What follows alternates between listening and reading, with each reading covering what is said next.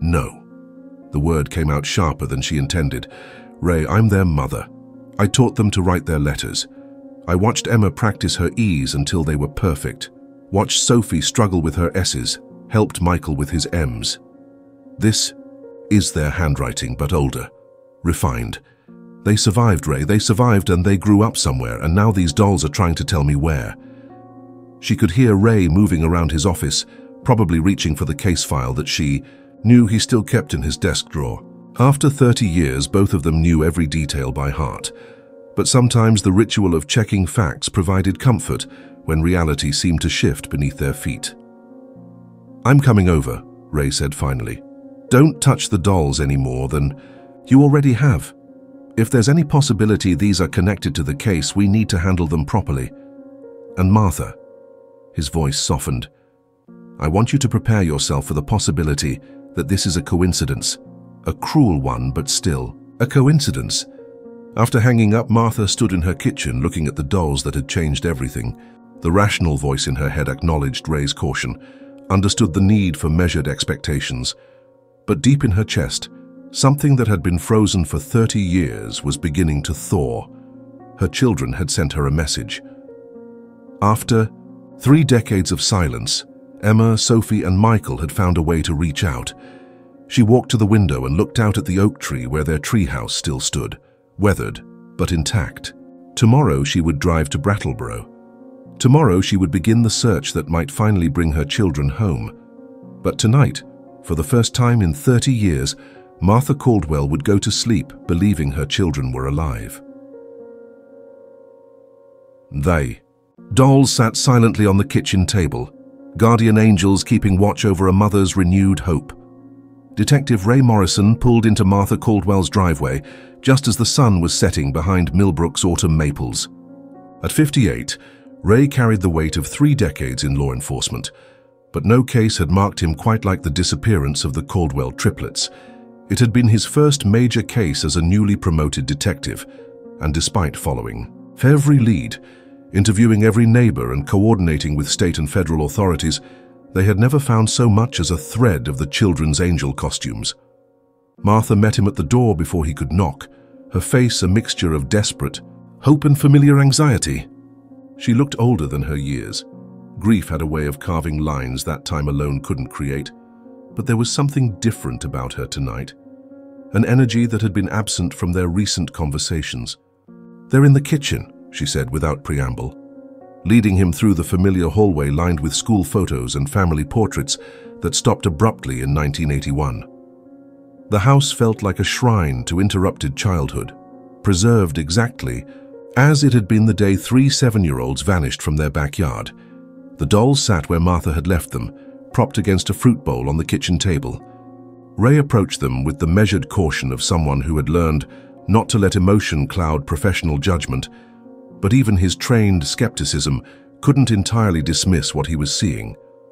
The costumes were remarkably similar to the ones described in the case file: white robes with golden trim, delicate wings, wire halos that caught the overhead light. He pulled on latex gloves before picking up the first doll, examining the price tag that had sent Martha into such emotional upheaval. The handwriting was neat, controlled, showing the muscle memory of someone who had practiced penmanship for years.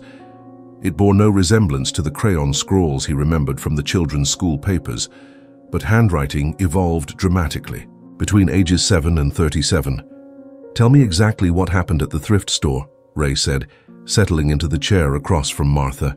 He pulled out a notebook, falling into the familiar rhythm of an interview even though this felt more personal than professional. Martha recounted her afternoon discovery in precise detail: the monthly ritual of searching thrift stores, the shock of recognition, her conversation with the volunteer about the estate sale donation. Ray took notes, asking clarifying questions about timing, about who else might have handled the dolls, about the specific wording on the donation log.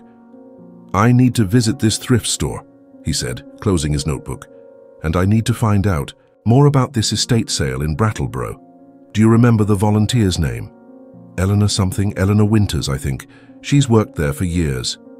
Martha's hands twisted in her lap, betraying the composure she was trying to maintain. Ray, I know you think I'm grasping at shadows, but these dolls, they mean something. They're not just coincidence. Ray studied the dolls again, trying to see them through both professional skepticism and 30 years of frustration. The case had never truly closed in his mind, despite the official designation. Missing children cases rarely did, especially when the investigation had yielded so few answers. 3 7-year-olds didn't simply vanish from their own backyard without leaving traces, yet that's exactly what had happened on Halloween morning, 1981. The handwriting analysis will take time, he said finally. We'll need samples from the children's school records for comparison. And I want to have these dolls processed for fingerprints, DNA, anything that might tell us who handled them recently. He paused, choosing his words carefully. Martha, I need you to understand that even if the handwriting matches, there could be explanations that don't involve the children being alive. Like what? Her voice carried an edge of defiance that surprised him. Someone could have practiced copying their writing. These dolls could be part of a hoax, or someone's twisted idea of a memorial. The costume similarity could be coincidental. Angel outfits aren't exactly uncommon for children's Halloween costumes. Ray hated the words as he spoke them. Hated, crushing the first real hope he'd seen in Martha's eyes in years. But his job was to follow evidence, not feed false comfort. Martha nodded, but he could see the stubborn set of her jaw that he remembered from the early days of the investigation. What about the estate sale? What about the house in Brattleboro? I'll track down that information tomorrow. If there really was an estate sale, there will be records, executors, property management companies, neighbors who might remember the previous owners. Ray gathered the dolls carefully, placing them in evidence bags despite the unofficial nature of his investigation. These need to be processed properly. If there's any chance they're connected to your children, we can't afford to contaminate potential evidence. As he prepared to leave, Martha caught his arm. Ray, what if they're out there? What if after all these years they're finally trying to come home? He looked into her eyes, the same eyes that had pleaded with him for answers 30 years. Hello? And felt the familiar weight of responsibility settle on his shoulders. Then we'll find them, Martha. If there's even a chance they're alive, if these dolls are really from Emma, Sophie and Michael, then we'll bring them home. Driving back to the sheriff's office through Millbrook's quiet streets, Ray carried the dolls and the weight of renewed possibility. Tomorrow he would begin following a lead that might finally provide answers to the question that had haunted both him and Martha Caldwell for 3 decades. But tonight he found himself hoping, against professional caution, against statistical probability, against 30 years of disappointment, that maybe, just maybe, the Caldwell triplets were still alive and trying to come home. Ray Morrison arrived at the sheriff's office before dawn, carrying coffee strong enough to fuel the long day ahead. The evidence bags containing Martha's dolls sat on his desk like silent witnesses to 30 years of unanswered questions. In the early morning quiet, before the phone started ringing and the day's routine investigations began, Ray allowed himself to feel something he'd disciplined himself to avoid: hope. He started with the Second Chance's thrift store, arriving just as Eleanor Winters was unlocking the front door. At 73, Eleanor moved with the careful precision of someone whose arthritis complained about morning dampness, but her mind remained sharp as the October air. "Detective Morrison," she said, recognizing him immediately. "I wondered if you'd be coming around after Martha's visit yesterday. That poor woman, 30 years and still searching. It breaks my heart every time she comes in here." Eleanor led him to the cramped office behind the register, walls lined with donation, receipts and volunteer schedules. She pulled out the spiral notebook from the previous day, her finger tracing entries until she found the right page. "Here it is," she said, adjusting her glasses. "Anonymous donation, Tuesday morning around 9. 3 angel dolls, beautifully dressed. The person who brought them said they came from an estate sale in Brattleboro, but didn't leave contact information. We don't usually require that for small donations." Ray studied the entry, noting the volunteer had written estate sale, Brattleboro, deceased elderly woman, house empty 3+ years in the margin. Not much detail, but enough to start tracking. "Can you describe the person who made the donation?" Ray asked, pulling out his notebook.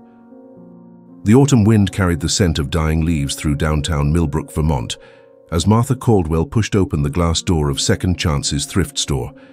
The familiar chime announced her arrival, though she barely registered the sound. 30 years of searching had taught her to notice everything, and nothing at the same time, a contradiction that had become her existence since that October day in 1981, when her world shattered into irreparable pieces. At 62, Martha moved with the careful precision of someone who had learned that sudden movements could trigger memories too painful to bear. Her graying hair was pulled back in the same practical bun she'd worn for decades, and her clothes spoke of a woman who had long ago stopped caring about appearances. She was here for the monthly ritual, searching through donated items for anything, any small trace that might connect her to Emma, Sophie, and Michael. The triplets had been 7 years old when they vanished from their backyard on Halloween morning 1981. 7 years old, dressed as angels for the school costume parade, their blonde hair gleaming in the October sunlight. 7 years old and gone without a trace, leaving behind only questions that had haunted 3 decades of sleepless nights. Martha made her way through the familiar aisles, past the musty clothing racks and shelves of forgotten treasures. She had done this same walk in dozens of thrift stores across New England, always hoping, always searching. The volunteers knew her here, Mrs. Caldwell, the woman who lost her children, the one who never stopped looking.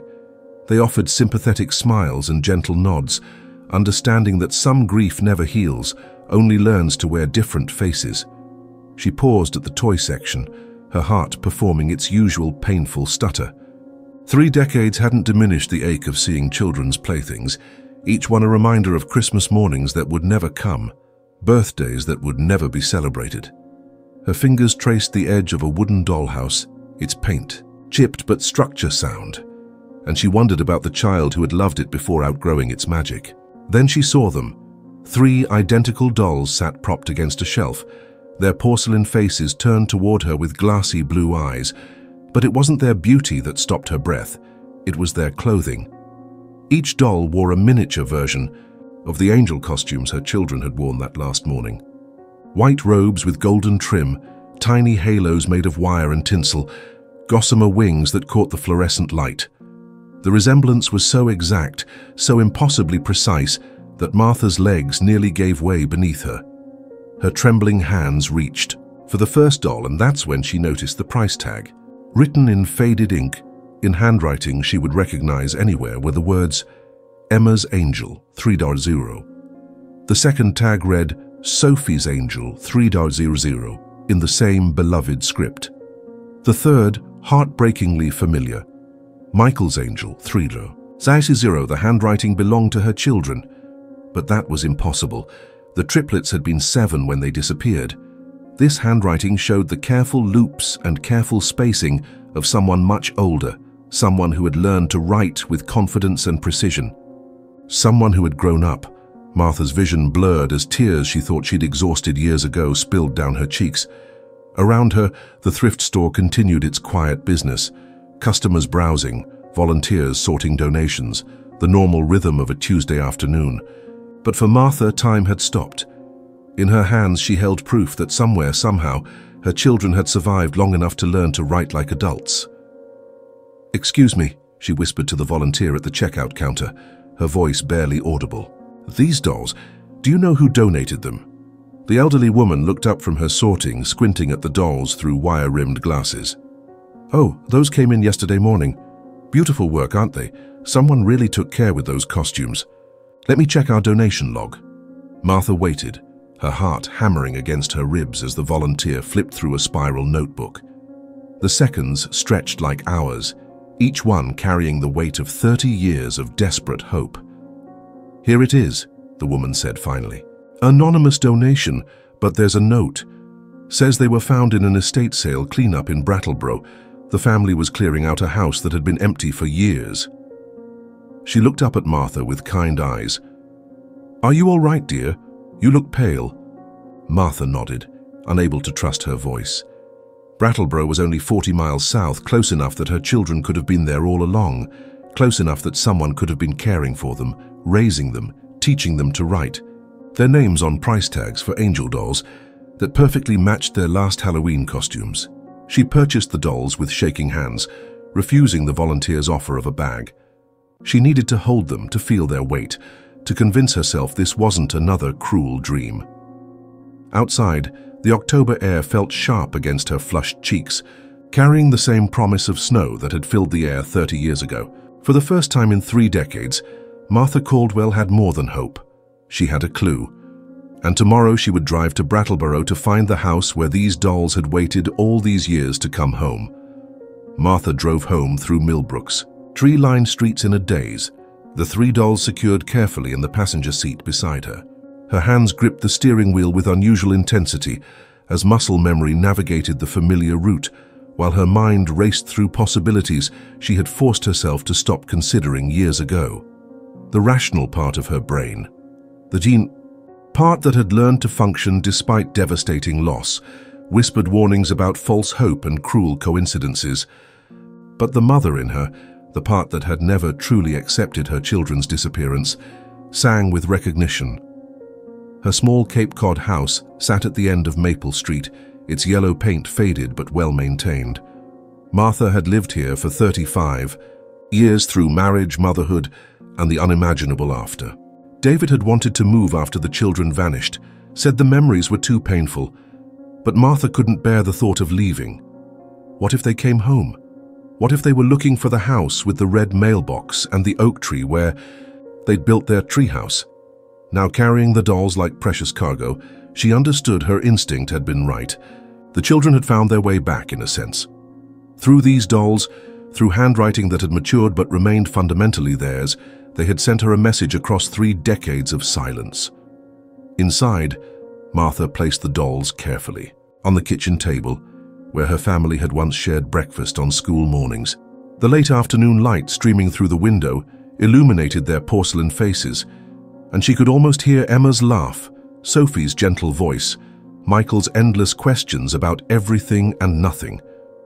The silence that followed felt heavier than usual, pregnant with possibility. She reached for her phone with trembling fingers and dialed a number she knew by heart, but hadn't called in over 2 years. Detective Ray Morrison had worked the triplets case from the beginning, had spent countless hours following leads that led nowhere, had sat at this same kitchen table delivering disappointing news with the patience of a man who understood that hope was sometimes all a parent had left. Morrison. His voice was gruff but familiar, marked by the years that had passed since their last conversation. Ray, it's Martha Caldwell. She paused, unsure how to begin. I need to see you. I found something. The silence on the other end stretched long enough that Martha wondered if the call had dropped. Then Ray's voice came back, gentler now. Martha, we've talked about this. I know the anniversary is coming up and I know how hard that is, but they're alive, Ray. The words came out in a rush, surprising her with their certainty. I found proof today. They grew up. They learned to write as adults. I have evidence. Another pause, shorter this time. What kind of evidence? Martha looked at the dolls, their angel wings catching the light. Dolls. 3 identical dolls, dressed exactly like the costumes my children wore on Halloween morning, with price tags written in their handwriting, but older handwriting, mature handwriting. Emma, Sophie, and Michael wrote their names on these tags. Ray. Not as 7-year-olds, but as adults. She heard Ray's intake of breath, followed by the sound of shuffling papers. In the background, she could hear the familiar noise of the sheriff's office, phones ringing, conversations, the everyday business of law enforcement in a small Vermont town. Where did you find these dolls? Ray's voice had shifted into what Martha recognized as his professional tone, still skeptical but engaged. Second Chance's thrift store. They came from an estate sale in Brattleboro yesterday. The house had been empty for years. Martha found herself standing, pacing the small kitchen as she spoke. Ray, you have to understand, this handwriting isn't childish. It's not 7-year-old writing. Someone grew up and learned to write properly and wrote their names on these tags. Martha, I need you to think clearly about this. Handwriting can be forged. Someone could have... Eleanor frowned, concentrating. Middle-aged man, I'd say. Maybe 50-something. wearing work clothes, jeans, flannel shirt, work boots. Said he'd been helping clean out the house for the family. Seemed nice enough, polite. Mentioned that the dolls were too beautiful to throw away, but the family didn't want them. Anything distinctive about him? Height, hair color, accent? Average height, maybe 5'10"? Graying hair, clean-shaven. Local accent. Definitely Vermont, not out of state. Had calloused hands like someone who works with tools. Eleanor paused, then added, "Oh, and he drove a pickup truck. Blue or dark green, older model. I noticed because he parked right out front." Ray took detailed notes, knowing that every small detail might prove significant. The description was frustratingly generic. Half the men in Vermont fit that basic profile. But it was a starting point. His next stop was Brattleboro, 40 miles south through winding mountain roads that showed off Vermont's spectacular fall foliage. The town hall's records office was a testament to small-town bureaucracy, efficient but understaffed, with filing systems that blended modern computers with decades of paper records. The clerk, a woman in her 40s with kind eyes and an apologetic smile, helped Ray search through estate sale permits and property transfers from the past month. After an hour of cross-referencing dates and addresses, they found what they were looking for. "Here," she said, pointing to a computer screen. "Estate sale permit issued 3 weeks ago for 47 Elm Street. Property owner listed as deceased. Evelyn Hartwell died last spring. Estate being handled by her nephew Robert Hartwell from New Hampshire." Ray wrote down the address and contact information, feeling the familiar thrill of a lead developing. "Can you tell me anything else about the property? How long it's been empty?" The clerk typed rapidly, pulling up tax records and property history. "Looks like Mrs. Hartwell died in April. The house has been empty since then, but before that..." She paused, scrolling through entries. "She lived there for over 30 years. Bought the property in 1982, just after her husband died." 82. Ray felt his pulse quicken. 1 year after the triplets disappeared. Was she local? "Any records of where she lived before buying that house?" "Let me check." "No, doesn't look like it. The deed shows her previous address as Burlington, but that's all I can find in our records."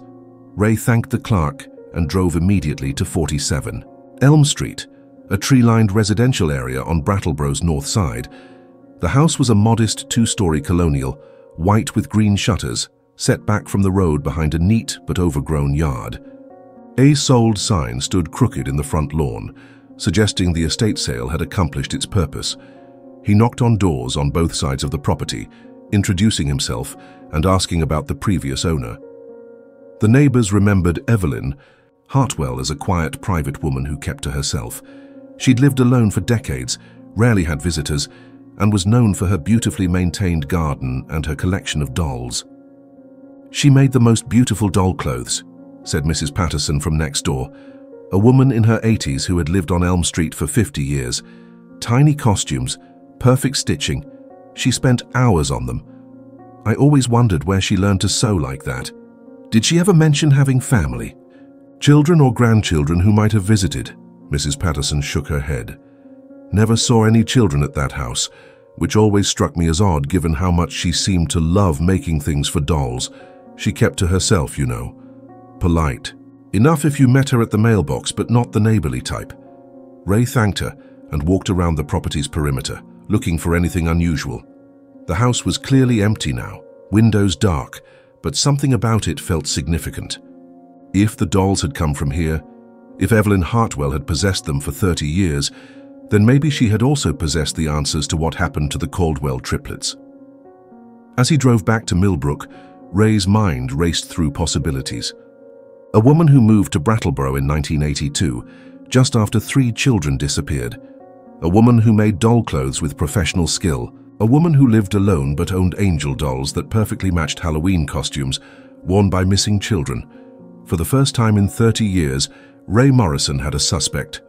That evening, Martha sat in her living room surrounded by photo albums and memory boxes she hadn't opened in years. Ray's visit had stirred something deeper than hope. It had awakened details that grief had mercifully allowed her to forget. Now, with the possibility that her children might still be alive, every buried memory felt crucial. She pulled out the Halloween album, its pages chronicling years of costume preparations and trick-or-treat adventures. The last entry was from 1981, photos of Emma, Sophie and Michael in their angel costumes, their faces glowing with excitement for the school parade they would never attend. Martha's fingers traced their young faces through the plastic covering, noting details she had forced herself not to think about for 3 decades. The costumes had been special ordered from a seamstress in Burlington, a woman named Ruth Morrison, who specialized in children's theatrical costumes. Martha remembered driving 40 minutes each way for fittings, remembered how particular the woman had been about every detail.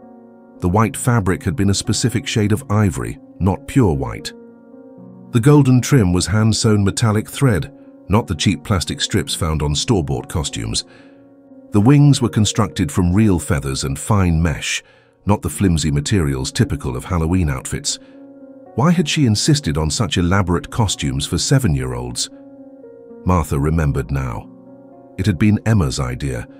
Her daughter had seen a picture of angels in a church book and become obsessed with the flowing robes and gossamer wings. Sophie and Michael, always eager to match their sister, had agreed immediately. The seamstress had promised to make them museum-quality costumes that would last for years. Museum quality. The phrase echoed in Martha's mind as she remembered. The doll's clothing from that afternoon. Every detail had been perfect, not just similar to her children's costumes, but identical down to the specific shade of ivory fabric and the hand-sewn metallic trim. Martha reached for the phone and dialed directory assistance, asking for Ruth Morrison in Burlington. The operator found no listing under that name, which wasn't surprising after 30 years, but Martha felt compelled to try. She needed to know if anyone else could have accessed the specific pattern and materials used for her children's costumes. She was closing the photo album. A loose picture fell to the floor. Martha bent to retrieve it and found herself looking at a photograph she had forgotten existed.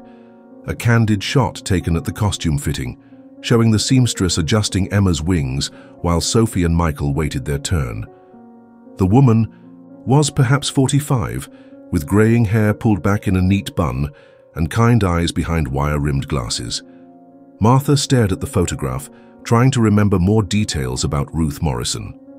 She had lived in an apartment above her shop on Church Street, had mentioned being widowed young, had no children of her own, but loved working with young families. She had seemed lonely, Martha recalled now, always eager to chat about the children's school activities and family plans. The more Martha remembered, the more uncomfortable she became. Ruth Morrison had asked detailed questions about the children's schedules, about their Halloween plans, about their family routines. At the time, Martha had attributed the interest to professional thoroughness and natural friendliness.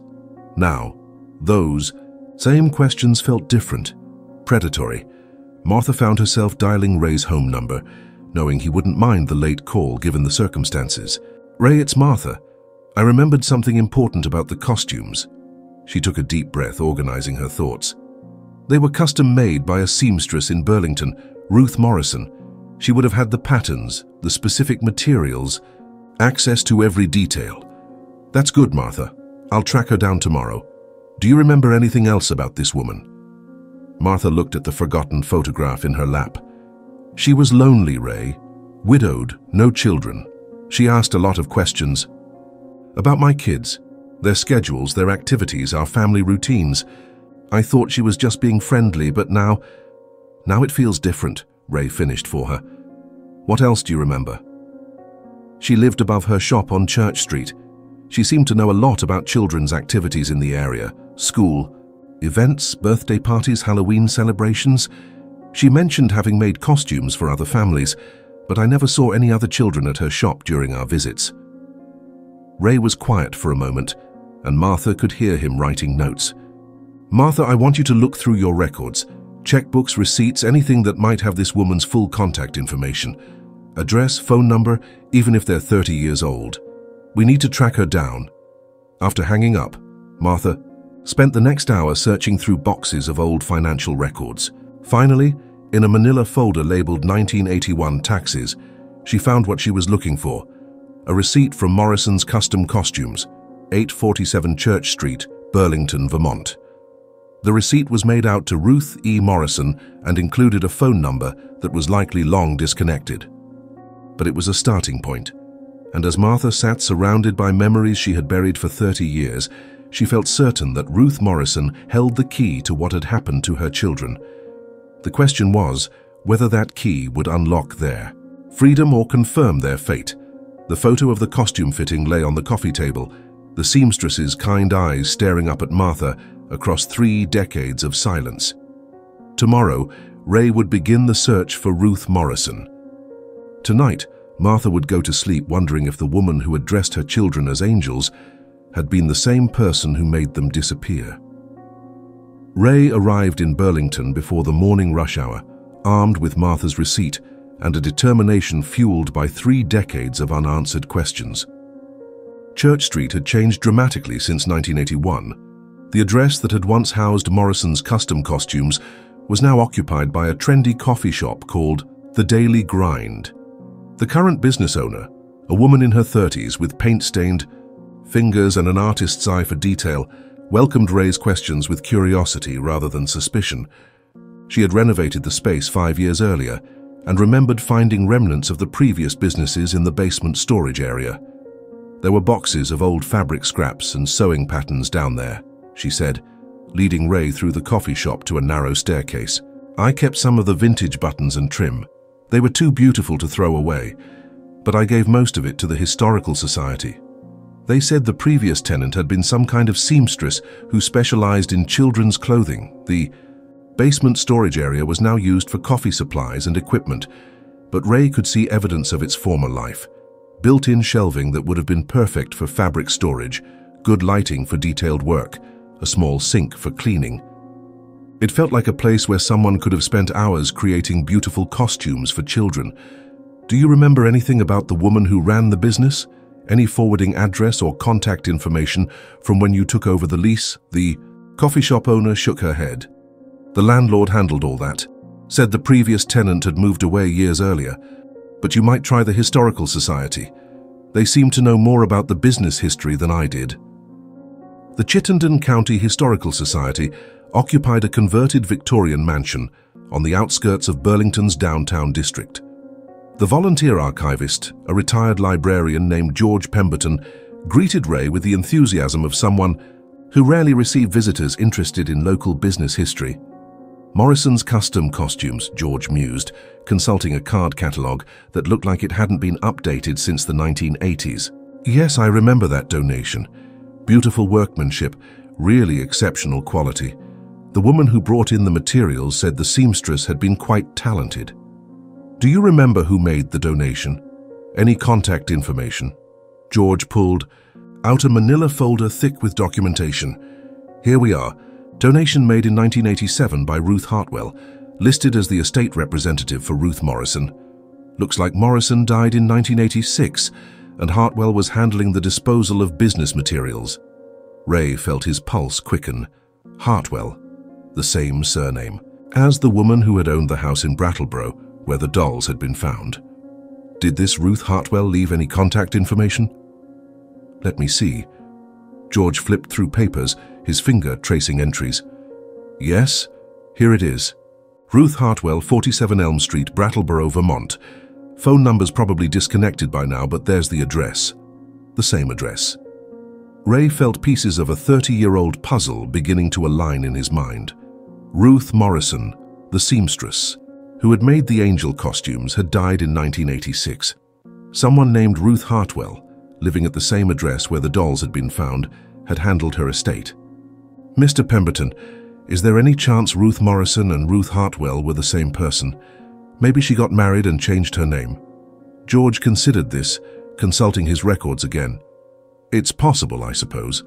The handwriting on the donation forms looks similar. And it would make sense. If Morrison remarried after her husband died, she might have taken her new husband's name and moved to Brattleboro. Ray asked to photocopy the relevant documents, his mind racing through implications. If Ruth Morrison had become Ruth Hartwell, if she had moved to Brattleboro just after the triplets disappeared, then she had taken more than fabric patterns and sewing supplies with her. She might have taken 3 7-year-old children. His next stop was the Burlington Police Department, where records from 1981 were stored in a basement archive that smelled of dust and forgotten cases. The desk sergeant, a veteran who remembered, when case files were still handwritten, helped Ray navigate the filing system. Missing children case from Halloween 1981, the sergeant mused. Yeah, I remember that one.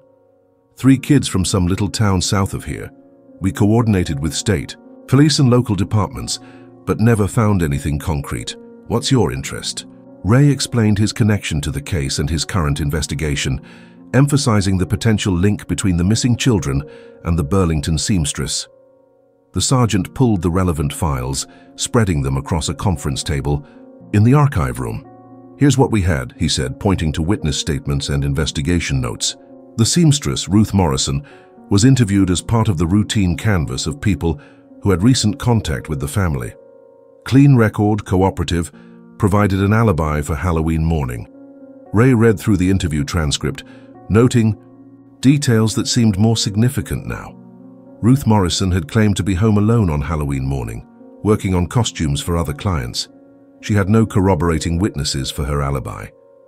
She had seemed nervous during the interview, according to the investigating officer's notes, but that had been attributed to natural anxiety about being questioned in a child abduction case.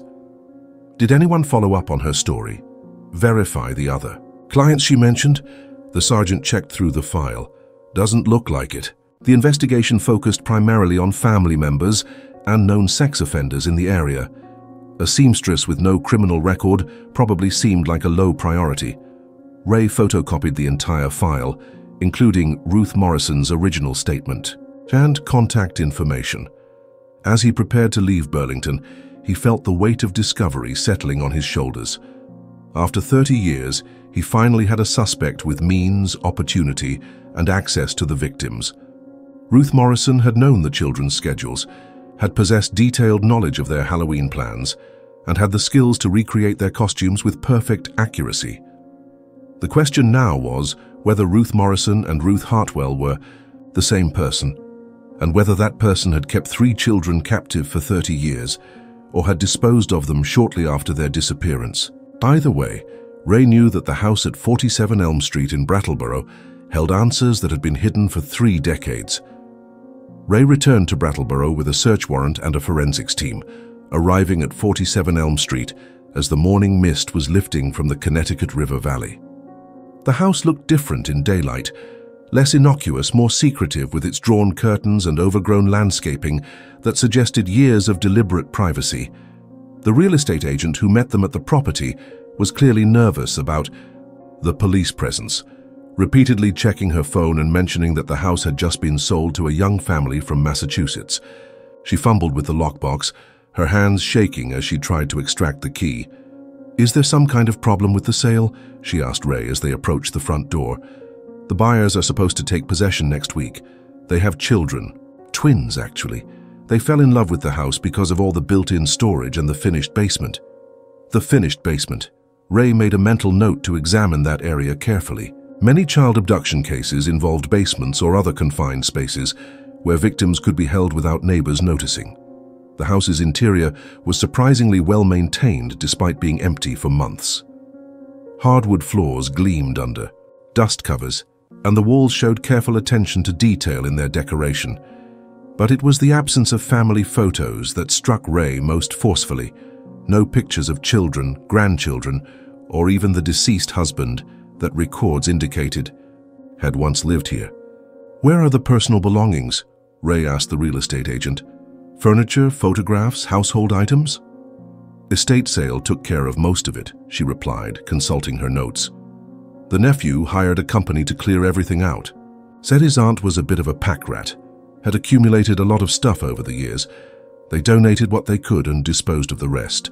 Ray directed the forensics team to begin their methodical examination while he conducted his own walkthrough. The main floor revealed nothing obviously suspicious. Kitchen, living room, dining room, and study all showed signs of an elderly woman's careful maintenance. But upstairs, Ray found something that made his pulse quicken. The master bedroom was unremarkable, but the 2 smaller bedrooms told a different story. Both had been carefully child-proofed with safety latches on the windows, outlet covers and doorknobs that locked from the outside rather than the inside. The rooms were painted in soft, gender-neutral colors and showed signs of recent occupancy, despite the house having been empty for months.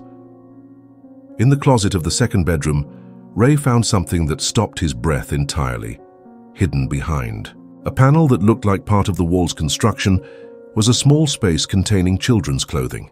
Not vintage items from decades past, but recently worn garments in adult sizes. Jeans, sweaters and underwear that would fit people in their 30s, but all bearing labels from children's departments. "Detective Morrison?" one of the forensics technicians called from downstairs. "You need to see this." Ray followed the voice to the basement, where the team had discovered something behind the water heater that the estate sale cleaners had missed. A wooden chest locked with a padlock that had been painted to match the basement walls, making it nearly invisible. In the dim light, the lock yielded to bolt cutters, and Ray lifted the lid with gloved hands. Inside were 3 decades of carefully preserved memories, children's artwork signed with familiar names, report cards from elementary school, school photographs showing 3 blonde children growing older year by year. At the bottom of the chest, wrapped in tissue paper, were 3 small angel costumes that perfectly matched the ones Martha Caldwell's children had worn on their last Halloween. But these costumes showed signs of wear and alteration. They had been repeatedly lengthened and widened, adjusted to fit growing bodies over many years. The wings had been reinforced, the halos replaced multiple times, the fabric carefully mended where childhood play had caused tears. Ray sat back, on his heels, staring at the evidence that confirmed his worst fears and greatest hopes simultaneously. The Caldwell triplets had been here. They had lived in this house, worn these costumes, created the artwork that their captor had preserved like treasured memories. But the trail ended here. There was no indication of where they had gone when Ruth Hartwell died, no clue about their current whereabouts. "There's more," the forensics technician said, pointing to papers scattered at the bottom of the chest. "Looks like medical records, but not official ones. Handwritten notes about medications, height and weight measurements, behavioral observations. Dated up until about 6 months ago." Ray examined the papers, his detective's mind cataloging details that painted a picture of 3 people held in carefully controlled captivity. The records showed regular medical monitoring, dietary restrictions, and behavioral management techniques typically used with institutionalized patients. But most disturbing were the psychological profiles written in Ruth Hartwell's careful handwriting, describing her captives' personalities, preferences, and emotional states with the detached precision of a clinical researcher. As the forensics team continued their methodical examination of the house, Ray called Martha Caldwell with news that would change her life forever. "Martha, we found them. Not the children themselves, but proof they were alive until very recently. They lived in this house for 30 years, and I believe they may still be alive somewhere." The silence on the other end of the phone stretched so long that Ray wondered if the call had dropped. Then he heard Martha's shaky breath and quiet tears. You sure, Ray? Are you absolutely certain?" "I'm holding their school artwork, Martha. Pictures of them growing up. They survived and someone has been caring for them all these years." Ray paused, choosing his words carefully. "But we don't know where they are now. The woman who kept them died 6 months ago, and we need to figure out what happened to Emma, Sophie, and Michael after that." Martha arrived at the Brattleboro house. Within 2 hours of Ray's call, her hands still trembling from 30 years of grief, suddenly transformed into desperate hope. She stood in the basement, looking at the evidence of her children's survival. Their artwork, photographs, the angel costumes that had been lovingly maintained and adjusted as 3 7-year-olds grew into adults. "They were here," she whispered, touching a crayon drawing signed Emma, age 10, with the reverent care reserved for sacred relics. "They were alive all this time, and I never knew." Ray watched Martha examine each piece of evidence, understanding that she needed to see everything, to absorb the reality that her children had survived their abduction. But time was critical. If Emma, Sophie, and Michael were still alive, they had been without their captor's care for 6 months.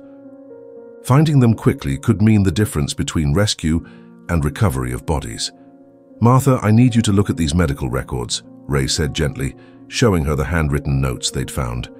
Ruth Hartwell documented everything about their health, their behavior, their daily routines. Maybe you can spot something I'm missing, some clue about where they might have gone after she died. Martha forced herself to focus on the clinical notes. Despite the emotional weight of reading about her children's captivity, Ruth Hartwell had been methodical in her documentation, recording everything from medication dosages to favorite foods to sleep patterns. The picture that emerged was of 3 people who had been treated more like valuable possessions than human beings, cared for physically but controlled completely. "Look at this," Martha said, pointing to entries from the final months. She mentions transition planning and alternative arrangements. It sounds like she knew she was dying and was making plans for what would happen to them. Ray read over Martha's shoulder, noting references to the facility and Dr. Chen's programs scattered throughout the later entries. Ruth Hartwell had clearly been in contact with someone about continuing care for her captives, but the notes were frustratingly vague about specific locations or contact information. "We need to find Dr. Chen," Ray said, pulling out his phone to call the state police computer database. "And we need to identify what kind of facility she was planning to transfer them to," while Ray coordinated with state authorities to search for medical professionals named Chen who might work with institutionalized adults.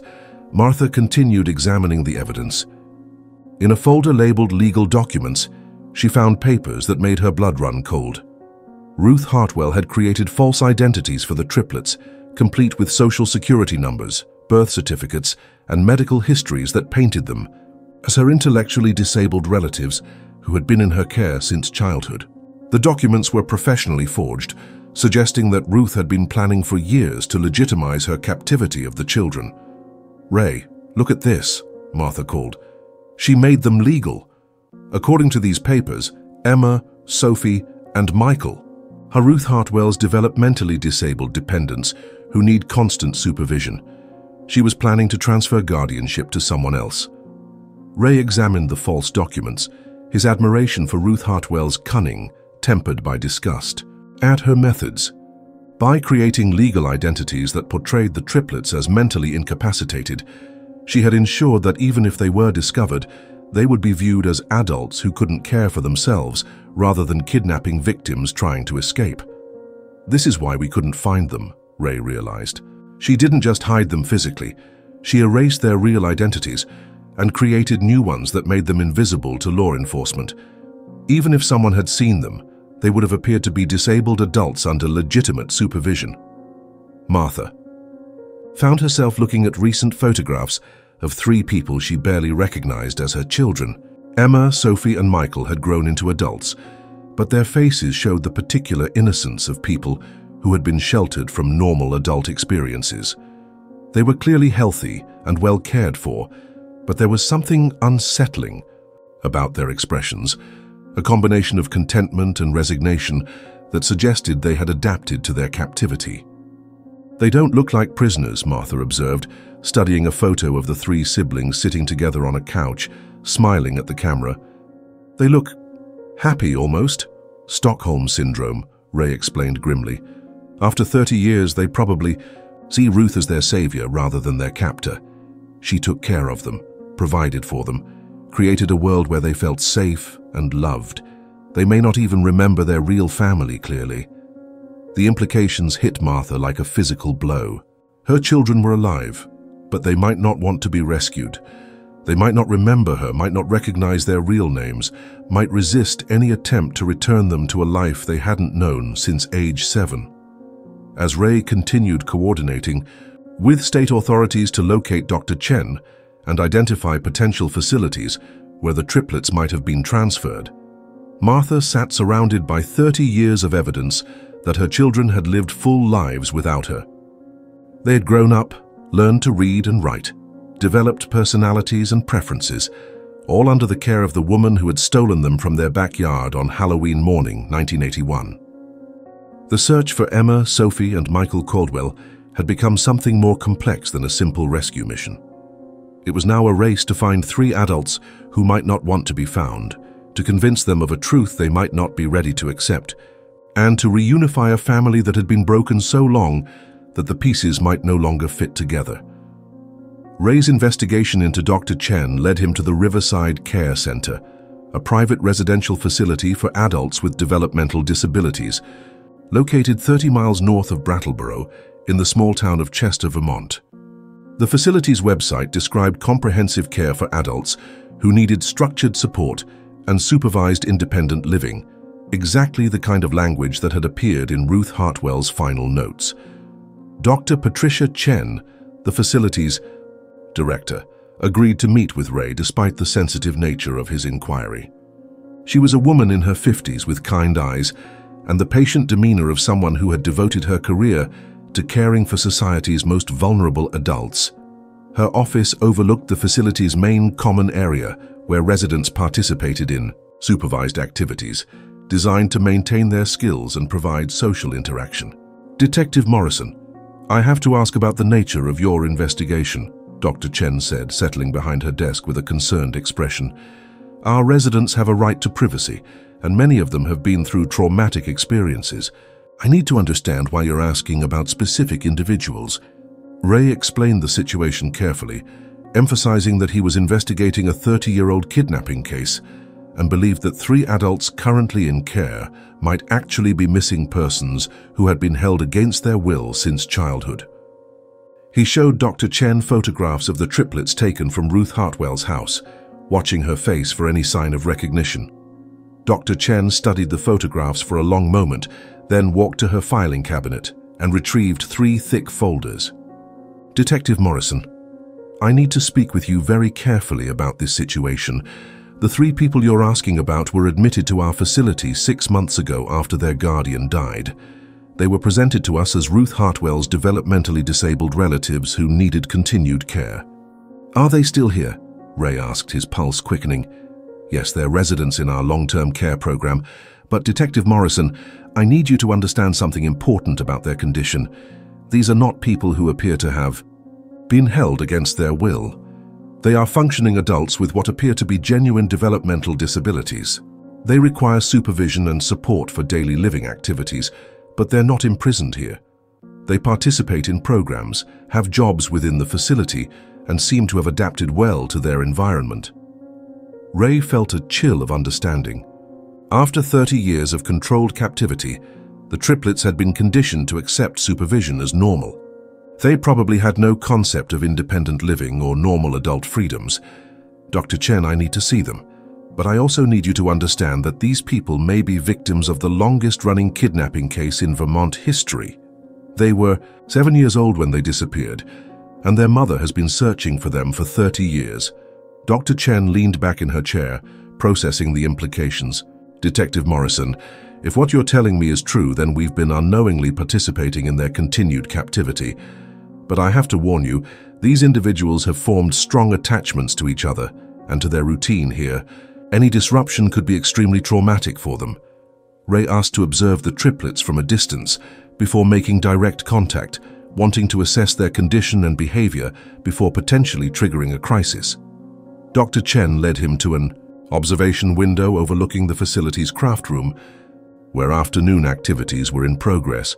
Emma, Sophie, and Michael sat together at a table working on a jigsaw puzzle, their heads bent in concentration as they searched for matching pieces. At 37, they retained the kind of focused absorption typical of much younger children, but their faces showed the distinctive features Ray remembered from childhood photographs. Emma's blonde hair was now shoulder-length and carefully braided. Sophie wore glasses and had developed a slight stutter when speaking to staff, and Michael showed signs of mild autism spectrum behaviors, rocking slightly as he worked. They always sit together, Dr. Chen observed. We've tried to encourage them to participate in separate activities, to develop individual friendships, but they become anxious when separated. They share everything, meals, activities, even television programs. It's unusual, but not unheard of with siblings who have experienced trauma. Ray watched the 3 adults who had once been missing children, noting their body language and interactions. They communicated with each other in a mixture of words and gestures that suggested a private language developed over years of close contact. They were clearly bonded in a way that went beyond normal sibling relationships, united by shared experience that no one else could understand. "What happens now?" Dr. Chen asked. "If these people are truly kidnapping victims, what's the next step? We can't simply hand them over without proper legal procedures, and we certainly can't disrupt their lives without considering their current mental and emotional state." Ray understood the complexity of the situation. The triplets were legal adults who appeared to be functioning within their current environment. Removing them suddenly could cause severe psychological trauma, especially if they had no memory of their life before captivity. But their mother had been waiting 30 years for this moment, and they deserved to know the truth about their identity and their family. "I need to contact their mother," Ray said finally, "and I need to arrange for psychological evaluation to determine their capacity to understand what happened to them. This is going to require careful coordination between law enforcement, social services, and medical professionals." As Ray prepared to leave the facility, he took one more look at Emma, Sophie, and Michael working on their puzzle together. Tomorrow, their world would begin to change in ways they couldn't imagine. The question was whether that change would lead to freedom or simply substitute one form of captivity for another. The children Martha Caldwell had lost were no longer children, and the adults they had become might not be able to return to the life she had been hoping to restore for 30 years. Martha Caldwell stood outside the Riverside Care Center the next morning, her hands clutching the photo album that contained the last pictures of her children as 7-year-olds. Ray had warned her about what to expect, that Emma, Sophie, and Michael might not recognize her, might not remember their childhood before the abduction, might even resist being removed from the only adult life they had known. Dr. Chen met them in the lobby, her expression a mixture of professional concern and personal empathy. She had spent the night reviewing the legal and ethical implications of the situation, consulting with colleagues and attorneys about the proper procedures for handling kidnapping victims who had been missing for 3 decades. "Mrs. Caldwell, I want you to be prepared for what you're about to see," Dr. Chen said gently. "Your children are adults now, but in many ways they function more like teenagers. 30 years of controlled environment has limited their emotional and social development. They may not react the way you're hoping." Martha nodded, though her heart was racing with anticipation and terror in equal measure. She had imagined this moment for 30 years, but never like this, not meeting her children in a care facility where they were patients rather than prisoners, not having to prove to them that she was their mother. Dr. Chen led them to a private meeting room, decorated with soft furniture and neutral colors designed to reduce anxiety. Through the window, Martha could see the craft room where her children, her adult children, were participating in their daily activities. Emma was helping Sophie with a needlework project, while Michael arranged colored blocks in precise geometric patterns. "We've told them that someone wants to meet them," Dr. Chen explained. "We haven't mentioned the family connection yet. We thought it would be better to let you introduce yourself gradually. See how they respond." Ray squeezed Martha's shoulder reassuringly as Dr. Chen left to retrieve the triplets. Martha used the few minutes alone to compose herself, to prepare, for the moment she had dreamed about and dreaded in equal measure. Emma entered first, followed closely by Sophie and Michael. They moved as a unit, staying close together, their eyes scanning the room with the cautious curiosity of people accustomed to routine being disrupted only for medical appointments or administrative meetings. Martha's breath caught as she saw her children's faces for the first time in 30 years. They were unmistakably Emma, Sophie, and Michael. The same blue eyes, the same facial structure, the same unconscious mannerisms she remembered from their childhood. But they were also strangers, adults she had never known, people who carried themselves with the careful posture of those who had learned to navigate the world through structure and supervision. "Hello?" Martha said softly, her voice barely steady. "I'm Martha. I wanted to meet you." Emma, who had always been the spokesperson for the group, stepped slightly forward. "Are you a doctor?" she asked, her voice retaining the slight lisp that Martha remembered from childhood, but now seeming incongruous coming from a 37-year-old woman. "No, I'm not a doctor, I'm—" Martha paused, looking at Ray for guidance. "How do you tell 3 adults that you're the mother they were stolen from when they were children? I knew you when you were little," Martha continued, deciding on gradual revelation. "I have some pictures I thought you might like to see." She opened the photo album carefully, showing them pictures of 3 blonde children playing in a backyard that none of them would remember. Emma, Sophie, and Michael crowded together to look at the photos, their expressions showing polite interest but no recognition. "They look like us," Sophie observed, adjusting her glasses to see better. "When we were little." "Yes," Martha said, her voice thick with emotion. "They do look like you." These pictures were taken at a house with a big oak tree in the backyard, where 3 children lived with their mom and dad. Michael looked up from the photos with sudden interest. "I dream about a tree sometimes," he said quietly. "A big tree with a house in it." Martha's heart nearly stopped. "A tree house?" Michael nodded, rocking slightly in his chair. "I dream about climbing up to the house in the tree, and there's a lady who makes pancakes shaped like animals.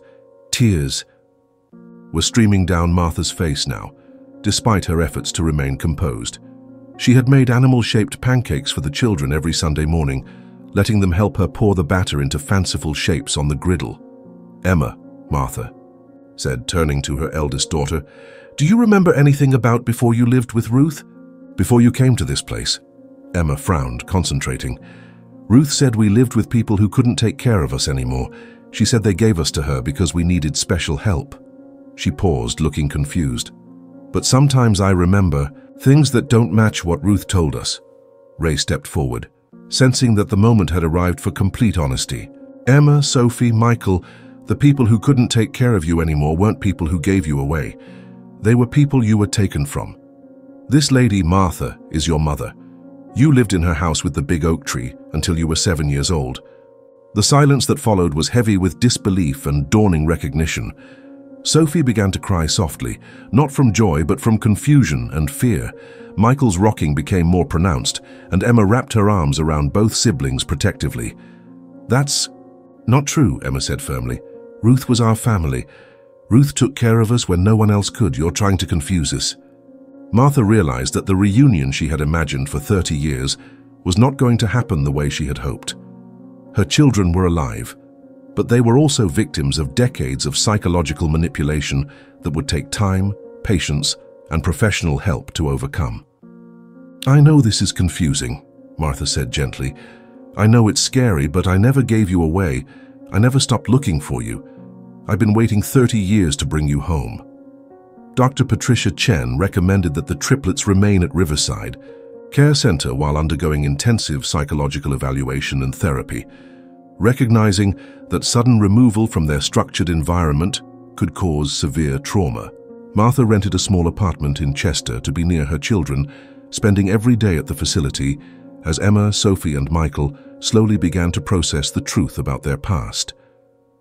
The breakthrough came during their 3rd week of therapy sessions.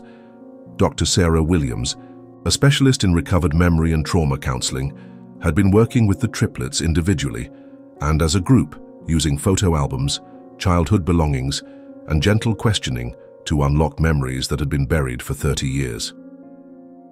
Michael was the first to remember clearly. During a session where Dr. Williams was showing him pictures of the Caldwell family home, he suddenly looked up with startling clarity in his eyes. "I remember the Halloween costumes," he said quietly.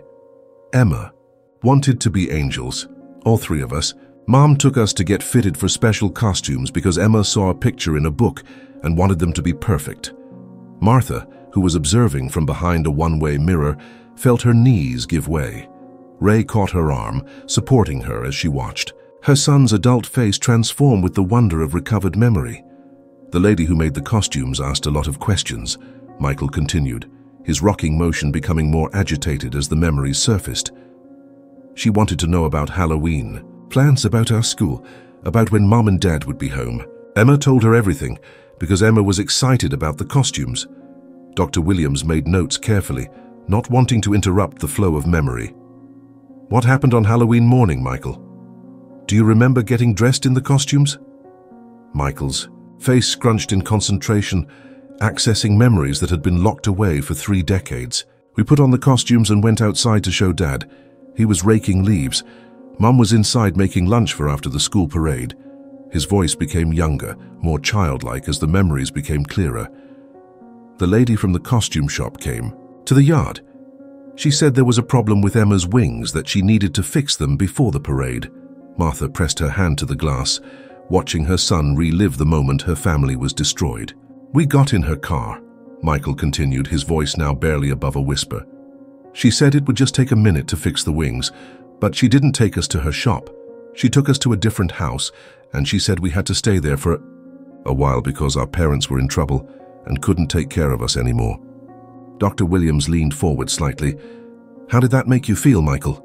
"Scared, but Ruth said she would take care of us until Mom and Dad could come get us. She said they were sick and needed time to get better." Michael looked directly at the mirror, though he couldn't see Martha behind it. "She said if we were good and didn't try to leave, Mom and Dad would come back for us someday."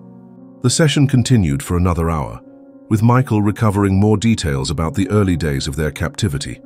Ruth had been kind but firm, establishing rules that seemed reasonable to 7-year-olds who believed their parents were ill.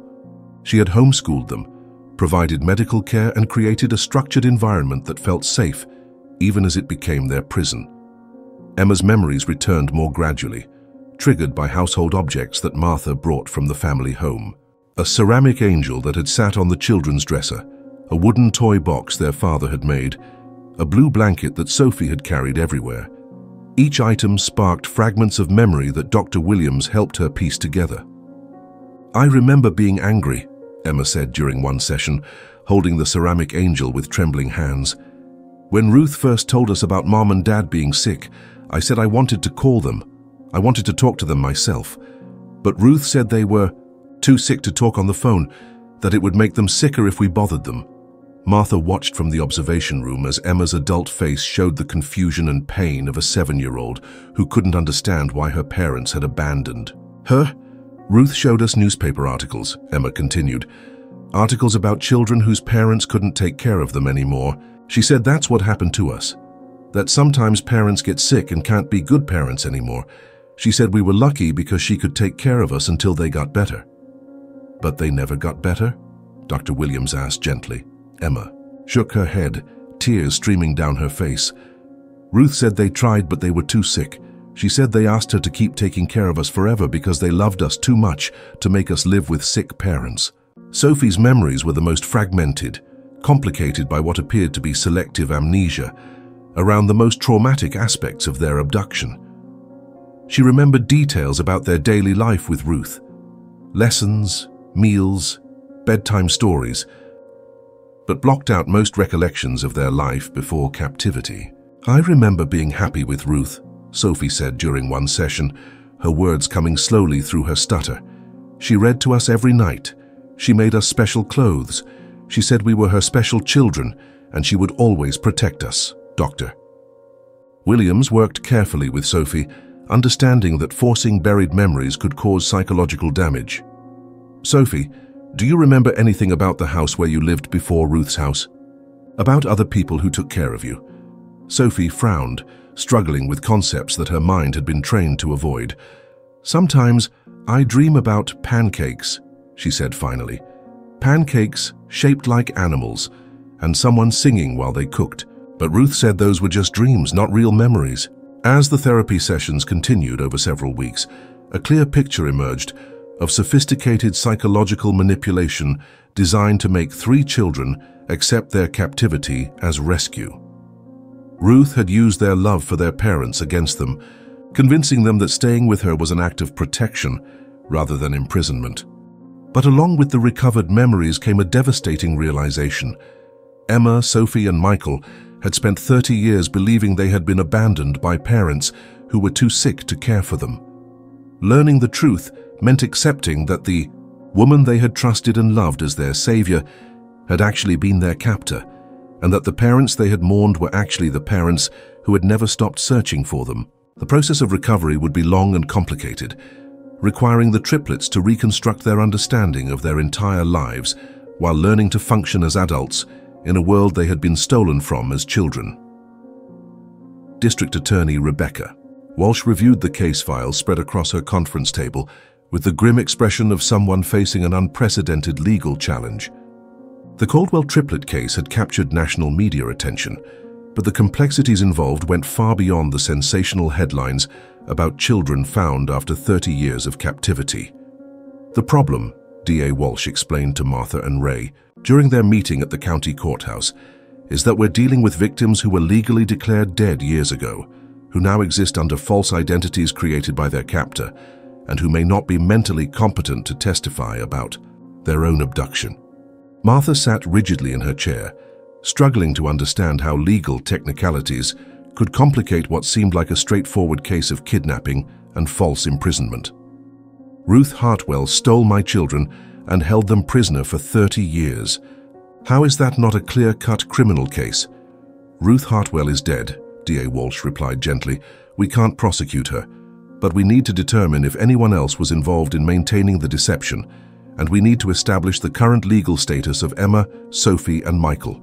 According to state records, they're Ruth Hartwell's developmentally disabled dependents who were legally placed in her care through fraudulent documents. Ray leaned forward, his detective's mind focused on the investigative aspects. What about the forged identity documents? Someone had to help Ruth create social security numbers, birth certificates, medical records. That level of documentation fraud requires connections and expertise. D.A. Walsh nodded, consulting her notes. We're investigating that angle. The Social Security Administration is reviewing the numbers assigned to the false identities, and the State Vital Records Office is examining the birth certificates. But these documents were created over 30 years ago, and many of the people who might have been involved are likely dead or impossible to trace. The legal complications extended beyond criminal prosecution. Emma, Sophie, and Michael existed in a bureaucratic limbo, adults with false identities who needed to be restored to their legal names and rightful place in society. But the process of legal restoration required documentation that their captivity had impaired their ability to provide. They don't remember their social security numbers from childhood, Martha explained. They don't remember their birth date being different from what Ruth told them. They've been living under false names for so long that their real identities feel foreign to them. Dr. Chen, who had been asked to participate in the legal discussions, addressed the competency questions that complicated potential prosecution. From a medical standpoint, Emma, Sophie, and Michael show signs of institutional dependence that will take significant time and therapy to overcome. They're functioning adults, but their decision-making capabilities have been limited by 3 decades of controlled environment. What does that mean for their ability to make choices about their own lives? Martha asked, dreading the answer. It means that legally, they may need guardianship assistance while they transition to independent living, D.A. Walsh replied. The IT court will need to determine whether they're capable of making informed decisions about where they want to live, what kind of care they need, and how they want to reconnect with their biological family. The possibility that her children might choose to return to institutional care rather than come home with her was something Martha had tried not to consider. But Dr. Chen's reports made it clear that the triplets were struggling with the concept of life outside structured supervision. They ask me every day when they can go back to their normal routine, Dr. Chen explained. They're confused about why their legal status is being questioned, why strangers are claiming to be their family, why their entire understanding of their life history is being challenged. From their perspective, they're being punished for something they don't understand. Ray reviewed his investigation notes, focusing on the evidence that might support criminal charges against anyone who had assisted Ruth in maintaining the deception. We found correspondence between Ruth and several medical professionals over the years, doctors who provided care for the triplets under their false identities. Some of those doctors are still practicing, and they need to be questioned about whether they suspected the patient's true status. That's another problem, D.A. Walsh pointed out. If medical professionals provided care in good faith based on fraudulent but convincing documentation, they may not have committed any crimes. And if they did suspect something was wrong but failed to report it, the statute of limitations may have expired on any charges we could bring. Martha felt overwhelmed by the legal maze that seemed to separate her from her children. What about custody? They're my children. I'm their mother. Don't I have any legal rights here? You do, D.A. Walsh assured her. But because Emma, Sophie, and Michael are adults, custody isn't the right legal framework. What you're looking for is family reunification, which requires their consent and cooperation. We can't force them to acknowledge the family relationship or to live with you, even if DNA testing confirms their identity. The DNA testing had already been completed, providing scientific proof that the 3 adults at Riverside Care Center were indeed Emma, Sophie, and Michael Caldwell. But genetic evidence couldn't overcome 30 years of psychological conditioning that made them resist accepting their true identities. As the legal conference concluded, Martha felt more frustrated than hopeful. Her children were alive, their identity was proven, but the legal system that should have facilitated their return was instead creating barriers that might keep them separated indefinitely. "What happens next?" Martha asked as they prepared to leave. "We continue the investigation into Ruth's accomplices," Ray replied. "We work with social services to develop a transition plan that respects the triplets' current mental health needs, while slowly reintegrating them with their biological family. And we hope that time and therapy will help them remember enough of their childhood to want to come home." The story broke on a Tuesday morning when a Brattleboro Record reporter spotted unusual activity at the Riverside Care Center and began investigating. By noon, news vans lined the facility's parking lot, and by evening, the Caldwell triplet case had become the lead story on national news broadcasts. "After 30 years, the Halloween Angels have been found," announced the CNN anchor, showing file photos of 7-year-old Emma, Sophie, and Michael in their angel costumes alongside recent surveillance footage of them as adults. But their rescue has raised more questions than answers about America's longest-running kidnapping case. Martha watched the coverage from her apartment in Chester, horrified by the media circus that had erupted around her family's private tragedy. Reporters called constantly, photographers lurked outside the care facility, and true crime enthusiasts posted detailed theories about the case on social media platforms. Dr. Chen implemented strict security measures at Riverside, limiting access to protect the triplets from media intrusion. But the attention was taking its toll on Emma, Sophie, and Michael, who couldn't understand why strangers were suddenly interested in their lives. "They're scared," Dr. Chen reported during a conference call with Martha and Ray. "The media attention has disrupted their routine and created anxiety that's interfering with their therapy progress. Emma keeps asking if they're in trouble, if that's why there are cameras outside." The media coverage complicated the legal proceedings as well. DA Walsh found herself fielding calls from reporters demanding information about potential prosecutions, while defense attorneys representing medical professionals who had treated the triplets over the years prepared for possible charges. "We need to control the narrative," Walsh told Martha during an emergency meeting. "The media is portraying this as a heartwarming reunion story, but the reality is much more complex. We need to protect your children's privacy while maintaining public support for the investigation." Martha agreed to a single press conference, hoping to satisfy media curiosity while requesting privacy for her family's recovery process. She stood behind a podium at the county courthouse, flanked by Ray and DA Walsh, facing a crowd of reporters and cameras that represented the attention she had craved for 30 years, but now found overwhelming. "Emma, Sophie, and Michael are safe," Martha began, reading from prepared remarks to keep her composure. "They're receiving excellent care and working with medical professionals to understand what happened to them. I want to thank everyone who has followed their story and supported our family over the years." The questions came rapid fire. Had the children recognized her? Where would they live now? How had Ruth Hartwell managed to hide them for 30 years? What was their current mental condition? "My children are adults now," Martha replied carefully. "They need time and privacy to process their situation. I'm asking the media to respect their recovery process and give us space to heal as a family." But the media attention had already attracted unwanted elements. True crime podcasters requested interviews, documentary filmmakers proposed multi-part series about the case, and book publishers offered contracts for Martha's story. Most disturbing were the conspiracy theorists who questioned whether the adult triplets were really the missing children, suggesting elaborate hoaxes or government cover-ups. The media storm reached the care facility when a tabloid photographer disguised himself as a food service worker, and attempted to photograph the triplets during their lunch period.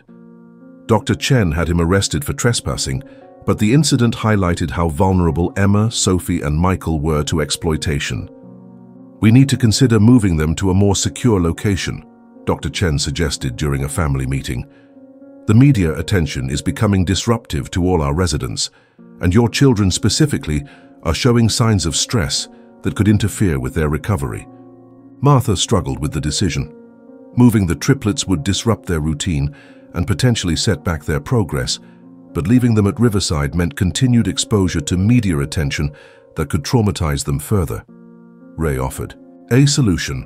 "What if we move them temporarily to a private residential facility that specializes in witness protection cases, somewhere secure where they could continue their therapy without media interference?"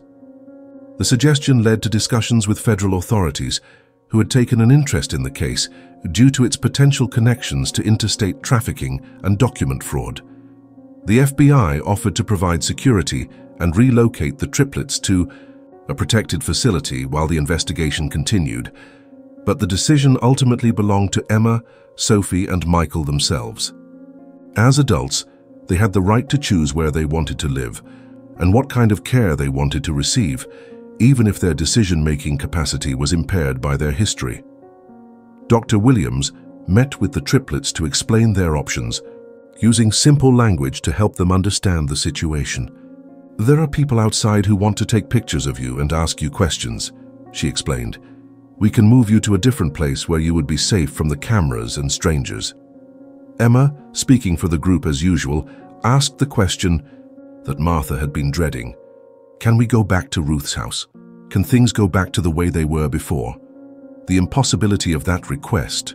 Ruth was dead, the house was sold, their entire previous life had been built on lies, highlighted the depth of their confusion and the complexity of their recovery. They wanted to return to the familiar captivity that had felt like safety, not embrace the freedom that felt like chaos.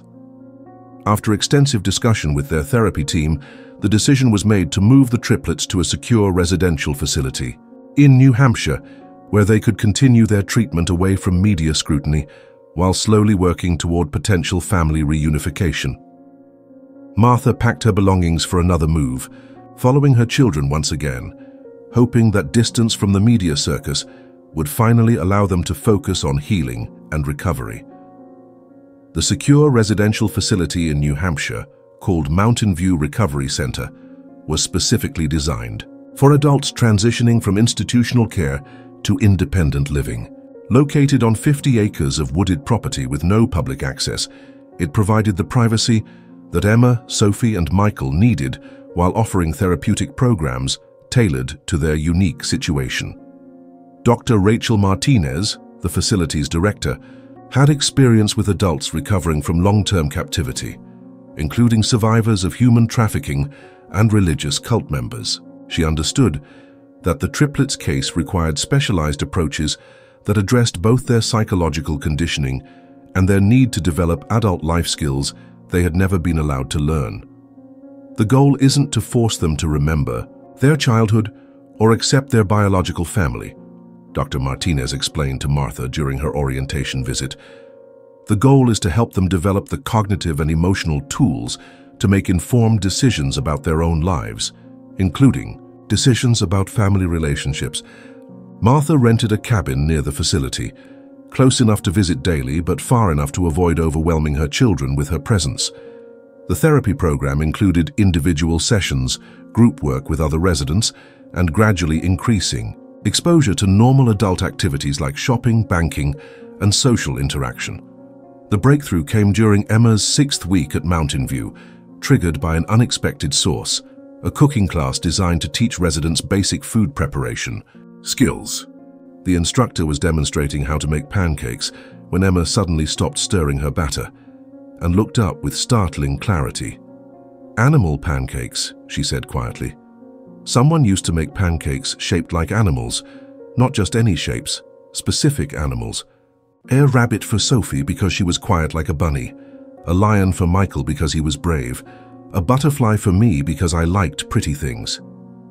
Dr. Martinez, who was observing the class, immediately recognized the significance of the moment. This wasn't recovered memory prompted by therapy techniques. This was spontaneous recollection triggered by sensory experience. "Tell me more about the animal pancakes, Emma," Dr. Martinez said gently. Emma's face showed the concentration of someone accessing long-buried memories. The person who made them sang while cooking. Something about sunshine and morning birds. And they let us help flip the pancakes, but we had to be careful not to burn ourselves on the griddle. Martha, watching from the observation area, was crying silently. She had sung "You Are My Sunshine" every Sunday morning while making animal pancakes for the children, letting them take turns helping with the cooking while warning them about the hot surface. Over the following days, Emma's recovered memory triggered similar breakthroughs in Sophie and Michael. Sophie remembered the bedtime stories Martha had made up about 3 angel children who protected families from bad dreams. Michael recalled helping his father build the treehouse, including the specific detail that they had painted it blue to match his favorite color. But along with the recovered memories came emotional turmoil. The triplets had to confront the reality that Ruth had lied to them about their parents being unable to care for them. They had to accept that the woman they had trusted and loved as their protector had actually been their captor. "I'm angry," Emma told Dr. Martinez during one session. "I'm angry at Ruth for lying to us, but I'm also angry at myself for believing her. And I'm confused about my feelings because Ruth took care of us for 30 years. She wasn't mean to us. She loved us in her way." Dr. Martinez helped Emma work through the complex emotions of Stockholm Syndrome, combined with genuine grief for the only adult relationship she had known since childhood. "It's possible to feel love for someone who hurt you," she explained. "It's possible to be grateful for care while also recognizing that the care came at a terrible cost." Sophie struggled with guilt about not remembering her parents clearly. "I feel like I should remember more," she told Martha during one of their supervised visits. "You're my mother, and I know that's true now. But I don't feel like your daughter. I feel like a stranger who happens to share your genes." Martha found these conversations heartbreaking but necessary. Her children needed permission to not feel immediate love or connection to her. They needed time to develop adult relationships with their biological family, rather than being expected to resume childhood bonds that had been severed for 30 years. Michael's recovery focused on developing independent skills that his captivity had prevented him from learning. At 37, he had never used public transportation, never managed money, never made decisions about his daily schedule. Without supervision, the process of learning these skills was both exciting and terrifying for him. "I want to try living on my own," Michael told Dr. Martinez during a family meeting that included Martha. "But I'm scared. What if I make mistakes? What if I can't take care of myself?" Martha's instinct was to reassure him that she would take care of him, but Dr. Martinez encouraged her to support his independence instead. "Michael, everyone makes mistakes when they're learning to live independently," Martha said carefully. "That's normal, and if you want to try living on your own, I'll help you learn whatever skills you need." As the months of therapy progressed, Martha began to see glimpses of the children she had lost 30 years earlier. Emma's natural leadership abilities emerged as she helped other residents with their therapeutic activities. Sophie's gentle nature showed itself in her care for the facility's therapy animals. Michael's curiosity about mechanical things led him to volunteer in the facility's maintenance department. But they were also clearly adults who had been shaped by 3 decades of controlled environment.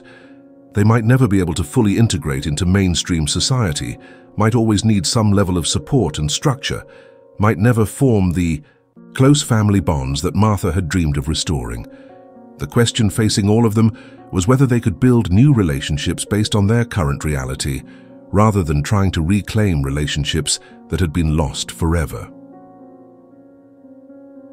After 8 months of intensive therapy at Mountain View Recovery Center, the time had come for Emma, Sophie, and Michael to make decisions about their future living arrangements. Dr. Martinez had determined that they were mentally competent to make informed choices about their lives, though they would likely need ongoing support services. The options were presented to them clearly. They could remain in residential care, transition to supervised independent living apartments, move to Martha's home in Millbrook, or choose some combination of these alternatives. For the first time in 30 years, they had real control over their own lives. The family meeting took place in Dr. Martinez's office on a crisp November morning, with Martha, Ray, and the facility's social worker present to answer questions and provide support. Emma, Sophie, and Michael sat together on the couch, holding hands in the way that had become their comfort gesture during times of stress. "We've talked about this a lot," Emma said, speaking for the group as she had since childhood. "We know you want us to come home with you, Mum, and we understand that's what families do, but we're not sure we're ready for that." Martha had prepared herself for this possibility, but it still felt like losing her children all over again. "What would make you feel ready?" she asked, trying to keep her voice steady. Sophie spoke up, her stutter less pronounced after months of speech therapy. "We need to learn how to be adults first. We never had teenager years or college or jobs or any of the things that help people become independent. We jumped from being 7 years old to being 37 years old with nothing in between." Michael nodded agreement. "I want to have my own apartment someday. I want to learn to drive and have a job and maybe date someone, but I don't know how to do any of those things. And I think I need to learn them before I can be a good son." Dr. Martinez had worked with the triplets to help them understand that family relationships didn't require them to sacrifice their individual development. But their desire for independence was actually a healthy sign that they were beginning to think beyond the institutional dependence that had defined their adult lives. "What if we tried a gradual transition?" Martha suggested, an idea she had been developing with her own therapist. "What if you moved to supervised apartments in Millbrook, near my house, but not with me? You could have your independence, but also have family support nearby." The suggestion sparked interest from all three siblings. They had developed a strong attachment to Vermont during their months in New Hampshire, describing it as feeling like home in a way that their childhood memories of Millbrook did not yet feel. Ray, who had been quietly observing the family dynamics, offered another perspective. "There's also the question of your legal names. You've been living as Ruth Hartwell's dependents for 30 years. You need to decide whether you want to legally reclaim your birth names or continue using the names you've lived with as adults." This question had come up repeatedly in therapy sessions. The triplets had mixed feelings about their identity. They understood intellectually that Emma, Sophie, and Michael Caldwell were their real names, but emotionally they felt more connected to the identities they had carried for 3 decades. "Can we use both names?" Sophie asked. "Like keep our current names for official things but also be Emma, Sophie, and Michael for family?" Dr. Martinez nodded. "Many people who change names later in life use both identities in different contexts. There's no legal requirement that you choose one or the other." The conversation continued for 2 hours, covering practical details about housing, employment, healthcare, and ongoing therapy needs. Martha found herself taking notes like a project coordinator rather than a mother, but she recognized that this clinical approach might be what her children needed from her now. By the end of the meeting, they had developed a transition plan that would take place over 6 months. Emma, Sophie, and Michael would move to supervised independent living apartments in Millbrook, with social worker support and continued therapy.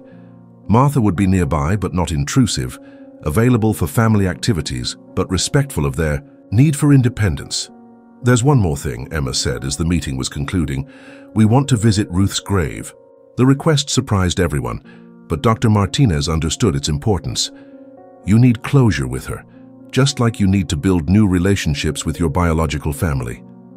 Martha struggled with the idea of honoring the woman who had stolen her children, but she recognized that Emma, Sophie, and Michael needed to process their complex feelings about Ruth before they could fully embrace their recovered family.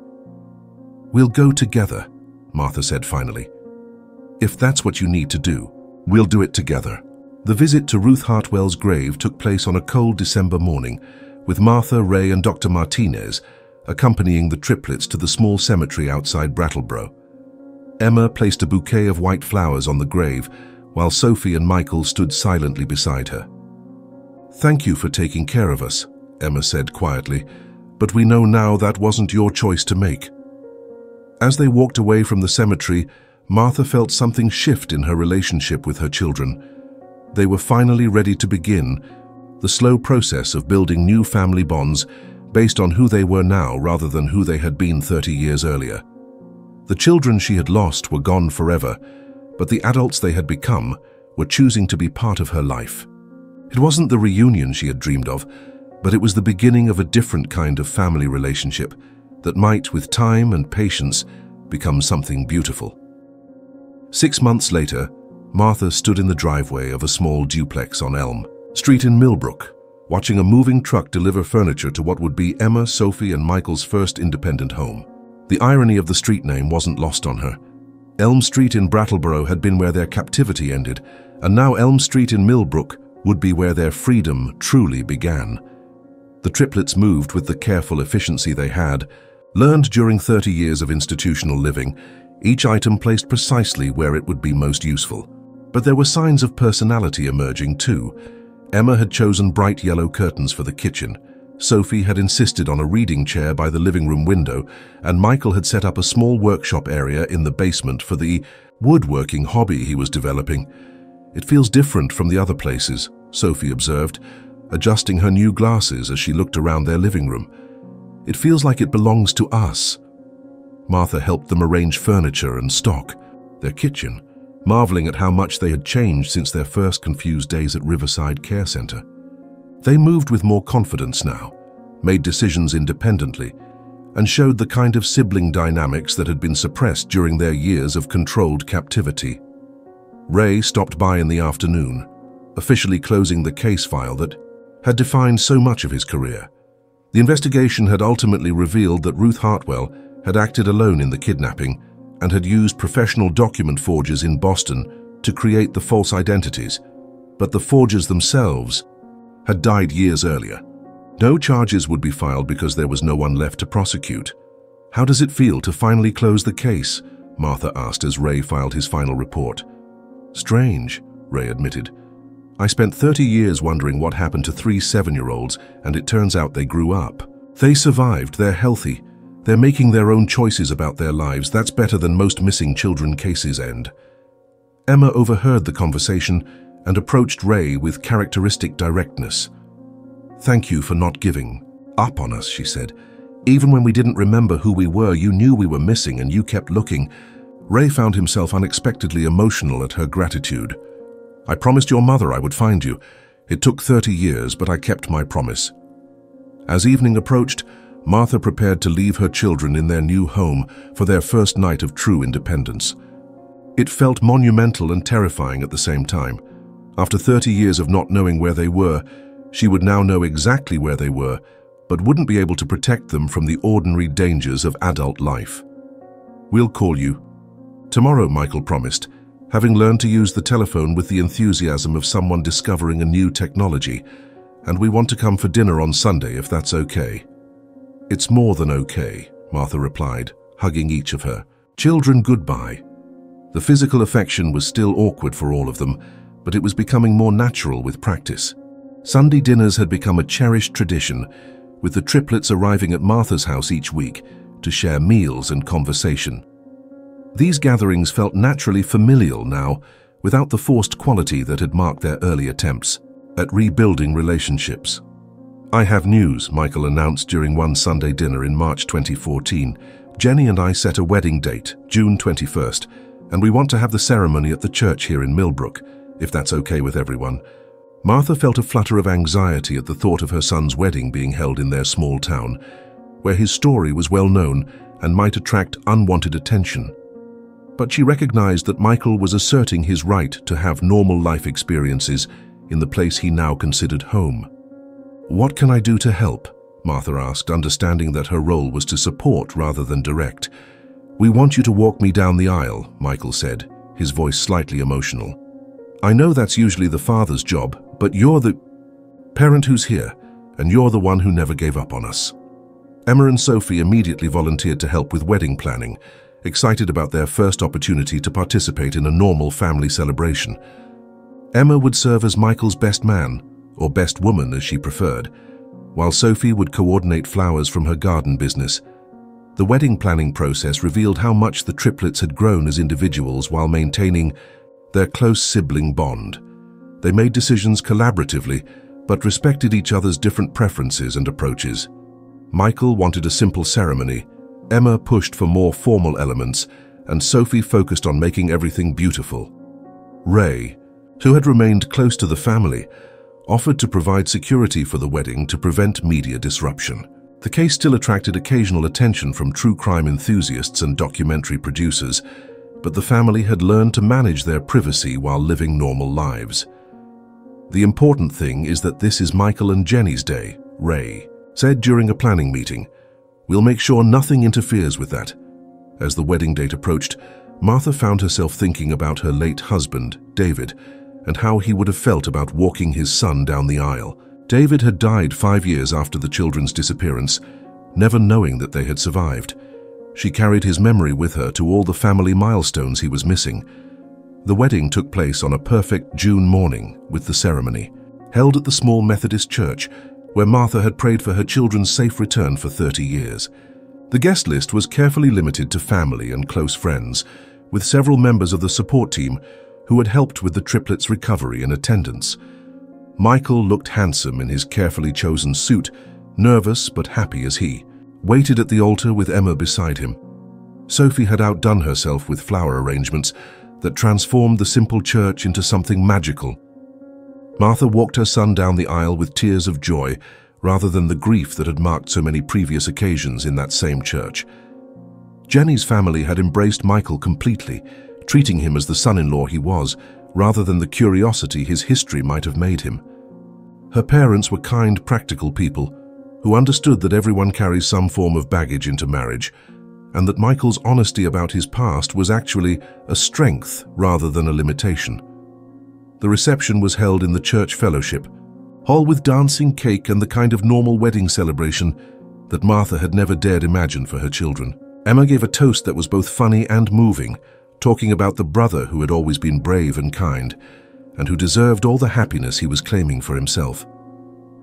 Sophie presented the couple with a handmade quilt she had been working on secretly for months, each square representing a hope or blessing for their marriage. Michael cried when he saw it, understanding the hours of love that had gone into creating something so beautiful for his new family. As the evening wound down and guests began to leave, Martha found herself dancing with Michael to the last song, played by the small band they had hired. Her son was taller than she remembered from his childhood, confident in ways that institutional living had nearly prevented, ready to build his own family while maintaining connections to the one that had reclaimed him. "Thank you, Mum," Michael said as they swayed to the music, "for never giving up, for waiting, for letting us come back to you in our own way." Martha hugged her son, knowing that this moment, dancing at his wedding in the town where he had been born and stolen and found again, represented the complete triumph of love over tragedy. The Halloween angels had not only survived, they had learned to fly. 5 years later, in the autumn of 2019, Martha received a phone call that filled her heart with a joy she hadn't known was possible. Michael and Jenny were expecting their first child, due in early spring. The baby would be Martha's first grandchild, a continuation of the Caldwell family line that had seemed permanently severed in 1981. "It's a girl," Michael told her over the phone, his voice filled with wonder and slight anxiety. "Jenny's doing great, but I have to admit I'm scared. What if I don't know how to be a good father? What if I mess up because I never had normal childhood experiences to learn from?" Martha understood her son's fears. All 3 triplets struggled, occasionally with confidence about their ability to navigate life experiences they had never been prepared for. But she had watched them overcome challenge after challenge, always supporting each other and learning from their mistakes. "You've had the best possible training for being a father," Martha assured him. "You've learned to be patient, protective, and nurturing.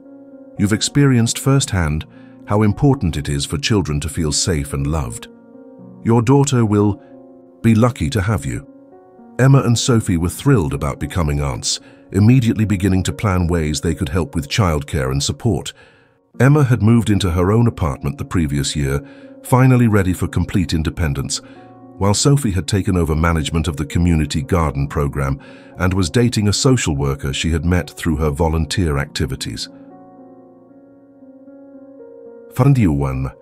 Pregnancy progressed normally, with Jenny experiencing typical first trimester symptoms, while Michael hovered protectively, perhaps more anxiously than most expectant fathers. Martha helped them prepare the nursery, marveling at how surreal it felt to be shopping for baby clothes and furniture after decades of believing her family line had ended. In March 2020, just as the COVID-19 pandemic was beginning to affect daily life, Emma Rose Caldwell Morrison was born. Named after her Aunt Emma, she arrived healthy and beautiful, with Michael's dark hair and Jenny's brown eyes. Martha held her granddaughter for the first time in the hospital room, feeling the completion of a circle that had seemed impossible just 8 years earlier. "She's perfect," Martha whispered, studying the tiny face that represented hope and continuity. Baby Emma seemed to study her grandmother in return, her serious expression reminiscent of her father's careful way of observing the world. The pandemic complicated the early months of parenthood, with hospital restrictions limiting visitors and requiring masks and social distancing that felt particularly challenging for a family that had already experienced too much separation. But Michael and Jenny adapted with the resilience that defined their generation, creating a safe bubble that included Martha and the extended support network they had built. Emma and Sophie proved to be devoted aunts, taking turns helping with childcare while maintaining pandemic safety protocols.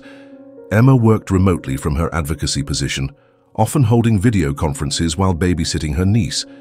Sophie created a special section of the community garden dedicated to growing organic baby food, determined that her niece would have the healthiest possible start in life. "It's amazing how natural Michael is with her," Emma observed during one of their socially distanced family gatherings in Martha's backyard. "He was so worried about not knowing how to be a father, but look at him." Michael sat under the oak tree, where the old treehouse still stood, gently rocking baby Emma, while singing lullabies that Jenny had taught him. His transformation from the anxious adult who had struggled with basic independence to this confident father seemed miraculous, but Martha recognized it as the natural progression of healing and growth. The pandemic year also brought unexpected gifts to their family. With social activities limited, they spent more time together, developing deeper relationships and creating new traditions. Sunday dinners moved outdoors when weather permitted, with Martha cooking on a grill that Michael had built for her backyard. Sophie taught baby Emma about plants and flowers during careful garden visits. Emma read to her niece from the same children's books that had been read to the triplets decades earlier. By baby Emma's first birthday in March 2021, the family had weathered the pandemic together and emerged even stronger. The birthday party was small but joyful, held in Martha's backyard with spring flowers blooming and the promise of renewed normalcy in the air. "I keep thinking about the future," Michael told Martha as they watched his daughter take her first wobbly steps across the grass. "About all the things I want to show her, all the experiences I want her to have. Normal childhood experiences like playgrounds and birthday parties and school plays." As she drove home to her house on Maple Street, Martha reflected on how different her life had become. For 30 years, her identity had been defined by loss. She was the mother whose children disappeared, the woman who never gave up searching, the victim of an unsolved crime. Now she was learning to be the mother of 3 adults who were building their own lives while slowly rebuilding their family relationships. Her house felt different too. The shrine-like preservation of the children's rooms had been gradually transformed. As Emma, Sophie, and Michael reclaimed some of their childhood belongings, while acknowledging that they were now adults with different needs and interests. Family photos from before the kidnapping were displayed alongside new pictures that documented their recovery and growing relationship. Martha had also started working with other families of missing children, using her experience to provide support and advocacy for parents facing similar tragedies. The work was emotionally difficult, but provided purpose that went beyond her own family's situation. The first family dinner took place the following Sunday, with Martha cooking the animal pancakes that had triggered Emma's recovered memories. Emma, Sophie, and Michael arrived together, as they always did, but seemed more relaxed in the family home than they had during previous visits. "This feels right," Sophie said, sitting at the kitchen table where they had shared breakfast as children. "Not the same as before, but right for now." Michael had brought his latest woodworking project, a small jewelry box he was making for Martha as a Christmas gift. His carpentry skills were developing rapidly, and Martha recognized echoes of his father's mechanical aptitude in his work. Emma had enrolled in adult education classes to complete her high school equivalency, with plans to study business management. "I want to understand how organizations work," she explained. "I think I might be good at helping other people transition from institutional care to independent living." After dinner, they walked through Millbrook's downtown area, past the second, Chance's thrift store, where Martha had first found the angel dolls that had changed everything. The store now displayed a small plaque commemorating the role it had played in solving the case, and Martha made a point of stopping by monthly to thank Eleanor Winters for her sharp memory and careful record-keeping. As they returned to Martha's house for coffee and board games, a new family tradition they were developing, Martha realized that she had something she had thought was lost forever, a relationship with her children. It wasn't the relationship she had imagined during 30 years of hoping for their return, but it was real and growing stronger each week. Emma, Sophie, and Michael Caldwell were no longer missing children. They were adults who had survived extraordinary circumstances and were choosing to build new lives that included their biological family. The Halloween angels had finally come home, not as the children who had been taken, but as the adults they had become despite everything that had been done to them. The first anniversary of the discovery arrived with October's familiar chill and the scent of dying leaves that forever reminded Martha of Halloween 1981. But October 2012 felt different, not like an annual memorial for lost children, but like a celebration of family resilience and recovery. Emma, Sophie, and Michael had been living independently for 6 months now, their confidence growing with each successful navigation of adult responsibilities. Emma had completed her GED and was working part-time at a non-profit organization that provided services to disabled adults. Sophie had discovered a talent for gardening and was volunteering at the community center's therapeutic garden program. Michael had found steady employment at a furniture workshop, where his attention to detail and woodworking skills were appreciated.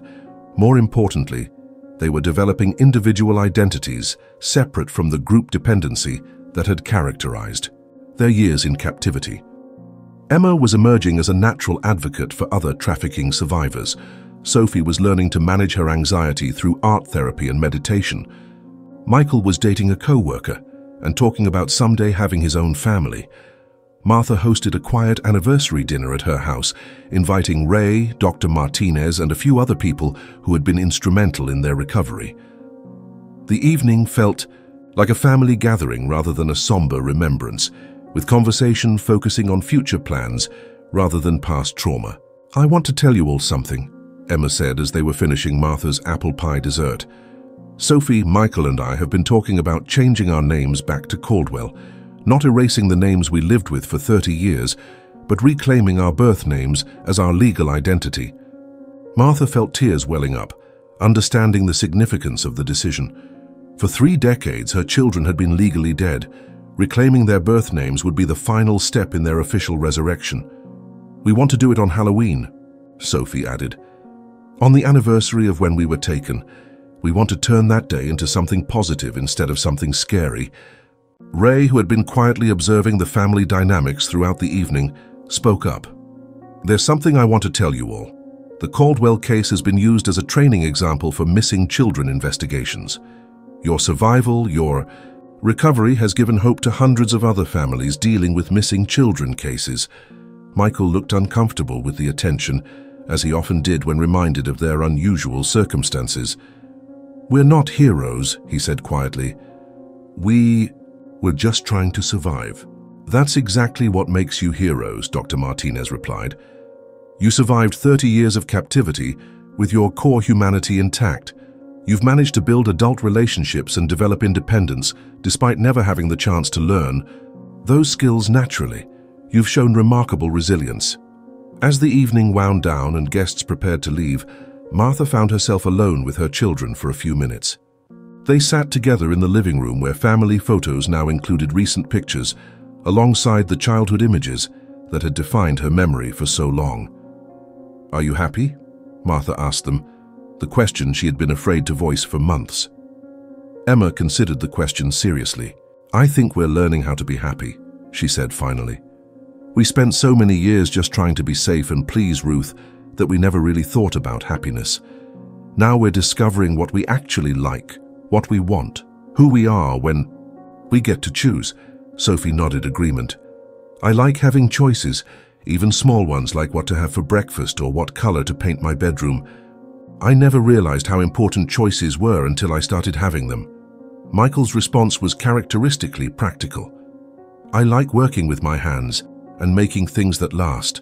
I like having money that I earned myself. I like knowing that I can take care of myself and help take care of other people too." After her children returned to their duplex, Martha sat in her quiet house reflecting on the year that had transformed all their lives. The children she had lost were indeed gone forever. 7-year-old Emma, Sophie, and Michael existed now, only in photographs and memories. But the adults they had become were choosing to be part of her life, and that choice felt more precious than if it had been automatic. She pulled out a journal she had started keeping during their recovery process, documenting the small victories and gradual progress that marked their family's healing. The entries showed a progression from desperate hope to cautious optimism to genuine contentment with their new reality.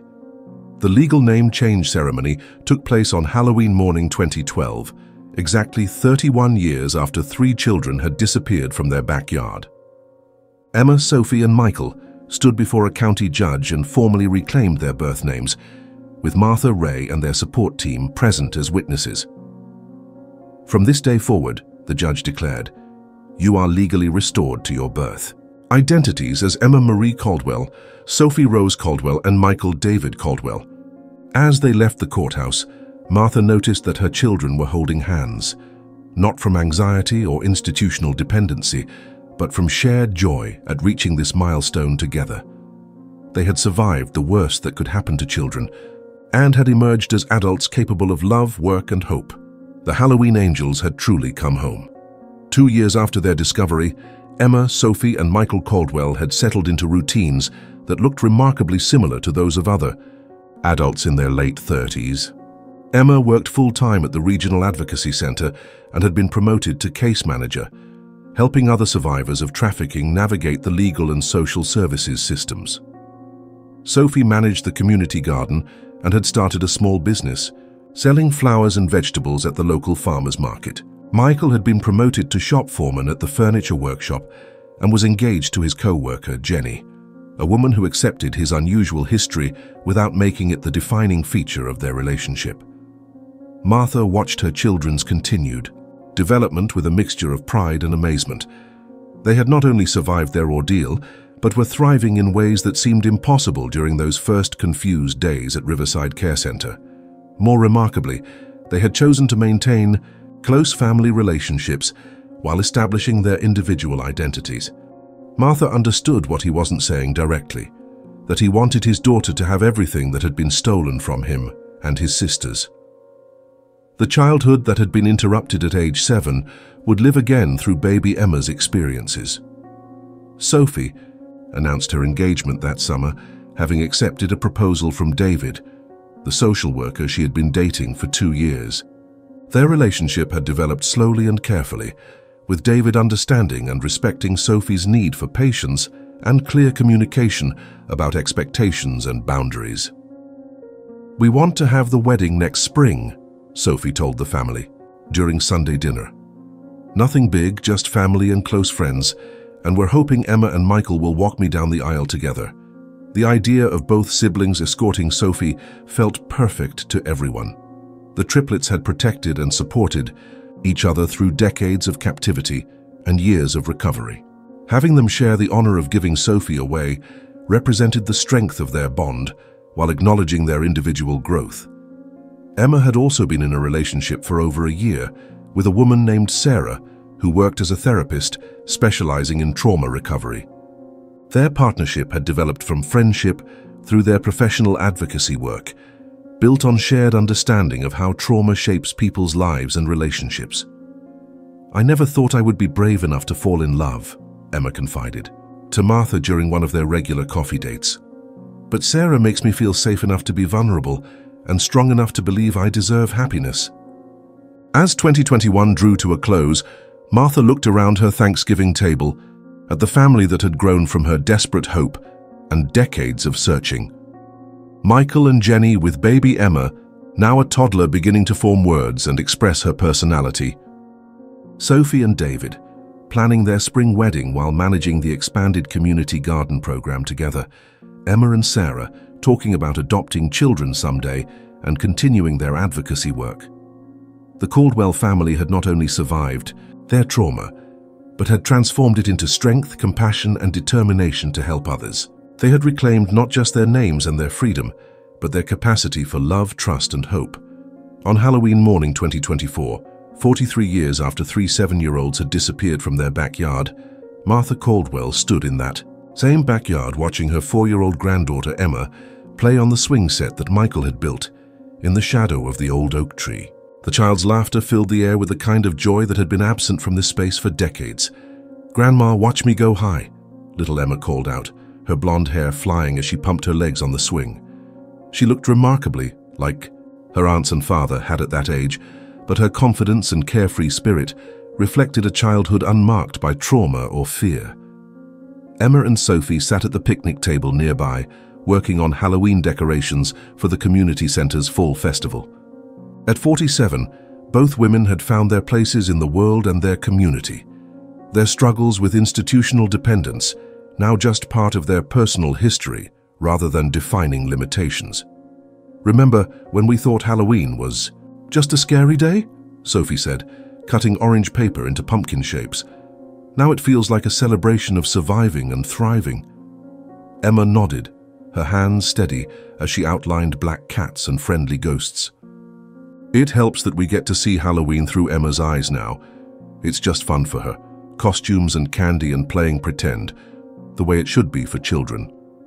Michael emerged from the house carrying a tray of apple cider and homemade donuts, moving with the easy confidence of a man comfortable in his role as husband, father, and son. Jenny followed with baby James, their second child, born just 6 months earlier. The infant slept peacefully despite the activity around him, secure in the knowledge that he was surrounded by people who loved him. "Dad's coming to help with trick-or-treating tonight," Michael announced, settling onto the bench beside his wife. He said he's been practicing his scary monster voice for Emma. David had embraced his role as grandfather to his stepchildren's children, providing the stable father figure that Michael had never had while respecting the complex family dynamics. Sophie's wedding 3 years earlier had officially made him part of the family, but he had been functioning as a beloved family member long before the legal ceremony. Ray Morrison arrived mid-morning, now retired from law enforcement, but still maintaining close ties with the family, whose case had defined the final decade of his career. At 71, he moved more slowly than he once had, but his mind remained sharp and his dedication to the Caldwell family undiminished. "Any word from Dr. Martinez?" he asked Martha, referring to the therapist who had been instrumental in the triplets' recovery and who now consulted on similar cases nationwide. "She's flying in from Colorado this afternoon," Martha replied. She wouldn't miss Emma's first Halloween party or Michael's announcement. Michael had been selected to speak at a national conference on missing children, sharing his family's story as an example of long-term recovery success. The invitation represented recognition of how far they had all come, but also acknowledgement of their ongoing commitment to helping other families facing similar tragedies. As the morning progressed, more friends and chosen family members arrived for their annual Halloween gathering. Eleanor Winters, now in her 80s but still volunteering at the thrift store, brought photo albums documenting the community's support during the search years. Dr. Chen, the director who had first cared for the triplets at Riverside, had driven down from Vermont with her partner to join the celebration. "It's remarkable how this day has been transformed," Dr. Chen observed to Martha as they watched little Emma teaching baby James to play peekaboo. "From the worst day in your family's history to this celebration of resilience and recovery. Martha reflected on the journey that had brought them to this moment. The desperate search, the false hopes and devastating disappointments, the miraculous discovery, the long process of rebuilding trust and relationships. None of it had been easy, and none of it had followed the path she had imagined during those years of waiting and hoping. "The children I lost are gone forever," Martha said, watching her adult children interact with their own families. "But the adults they became chose to love me anyway. They chose to rebuild our family in a new way, rather than walking away from the pain of the past." As afternoon turned to evening, the extended family gathered for their traditional Halloween. Dinner before the neighborhood trick-or-treating began. The table was set for 14 people, representing the community of support that had formed around the Caldwell family over the years of recovery. Emma, Sophie, and Michael sat with their respective partners and children, but Martha noticed they still unconsciously positioned themselves so they could see each other easily.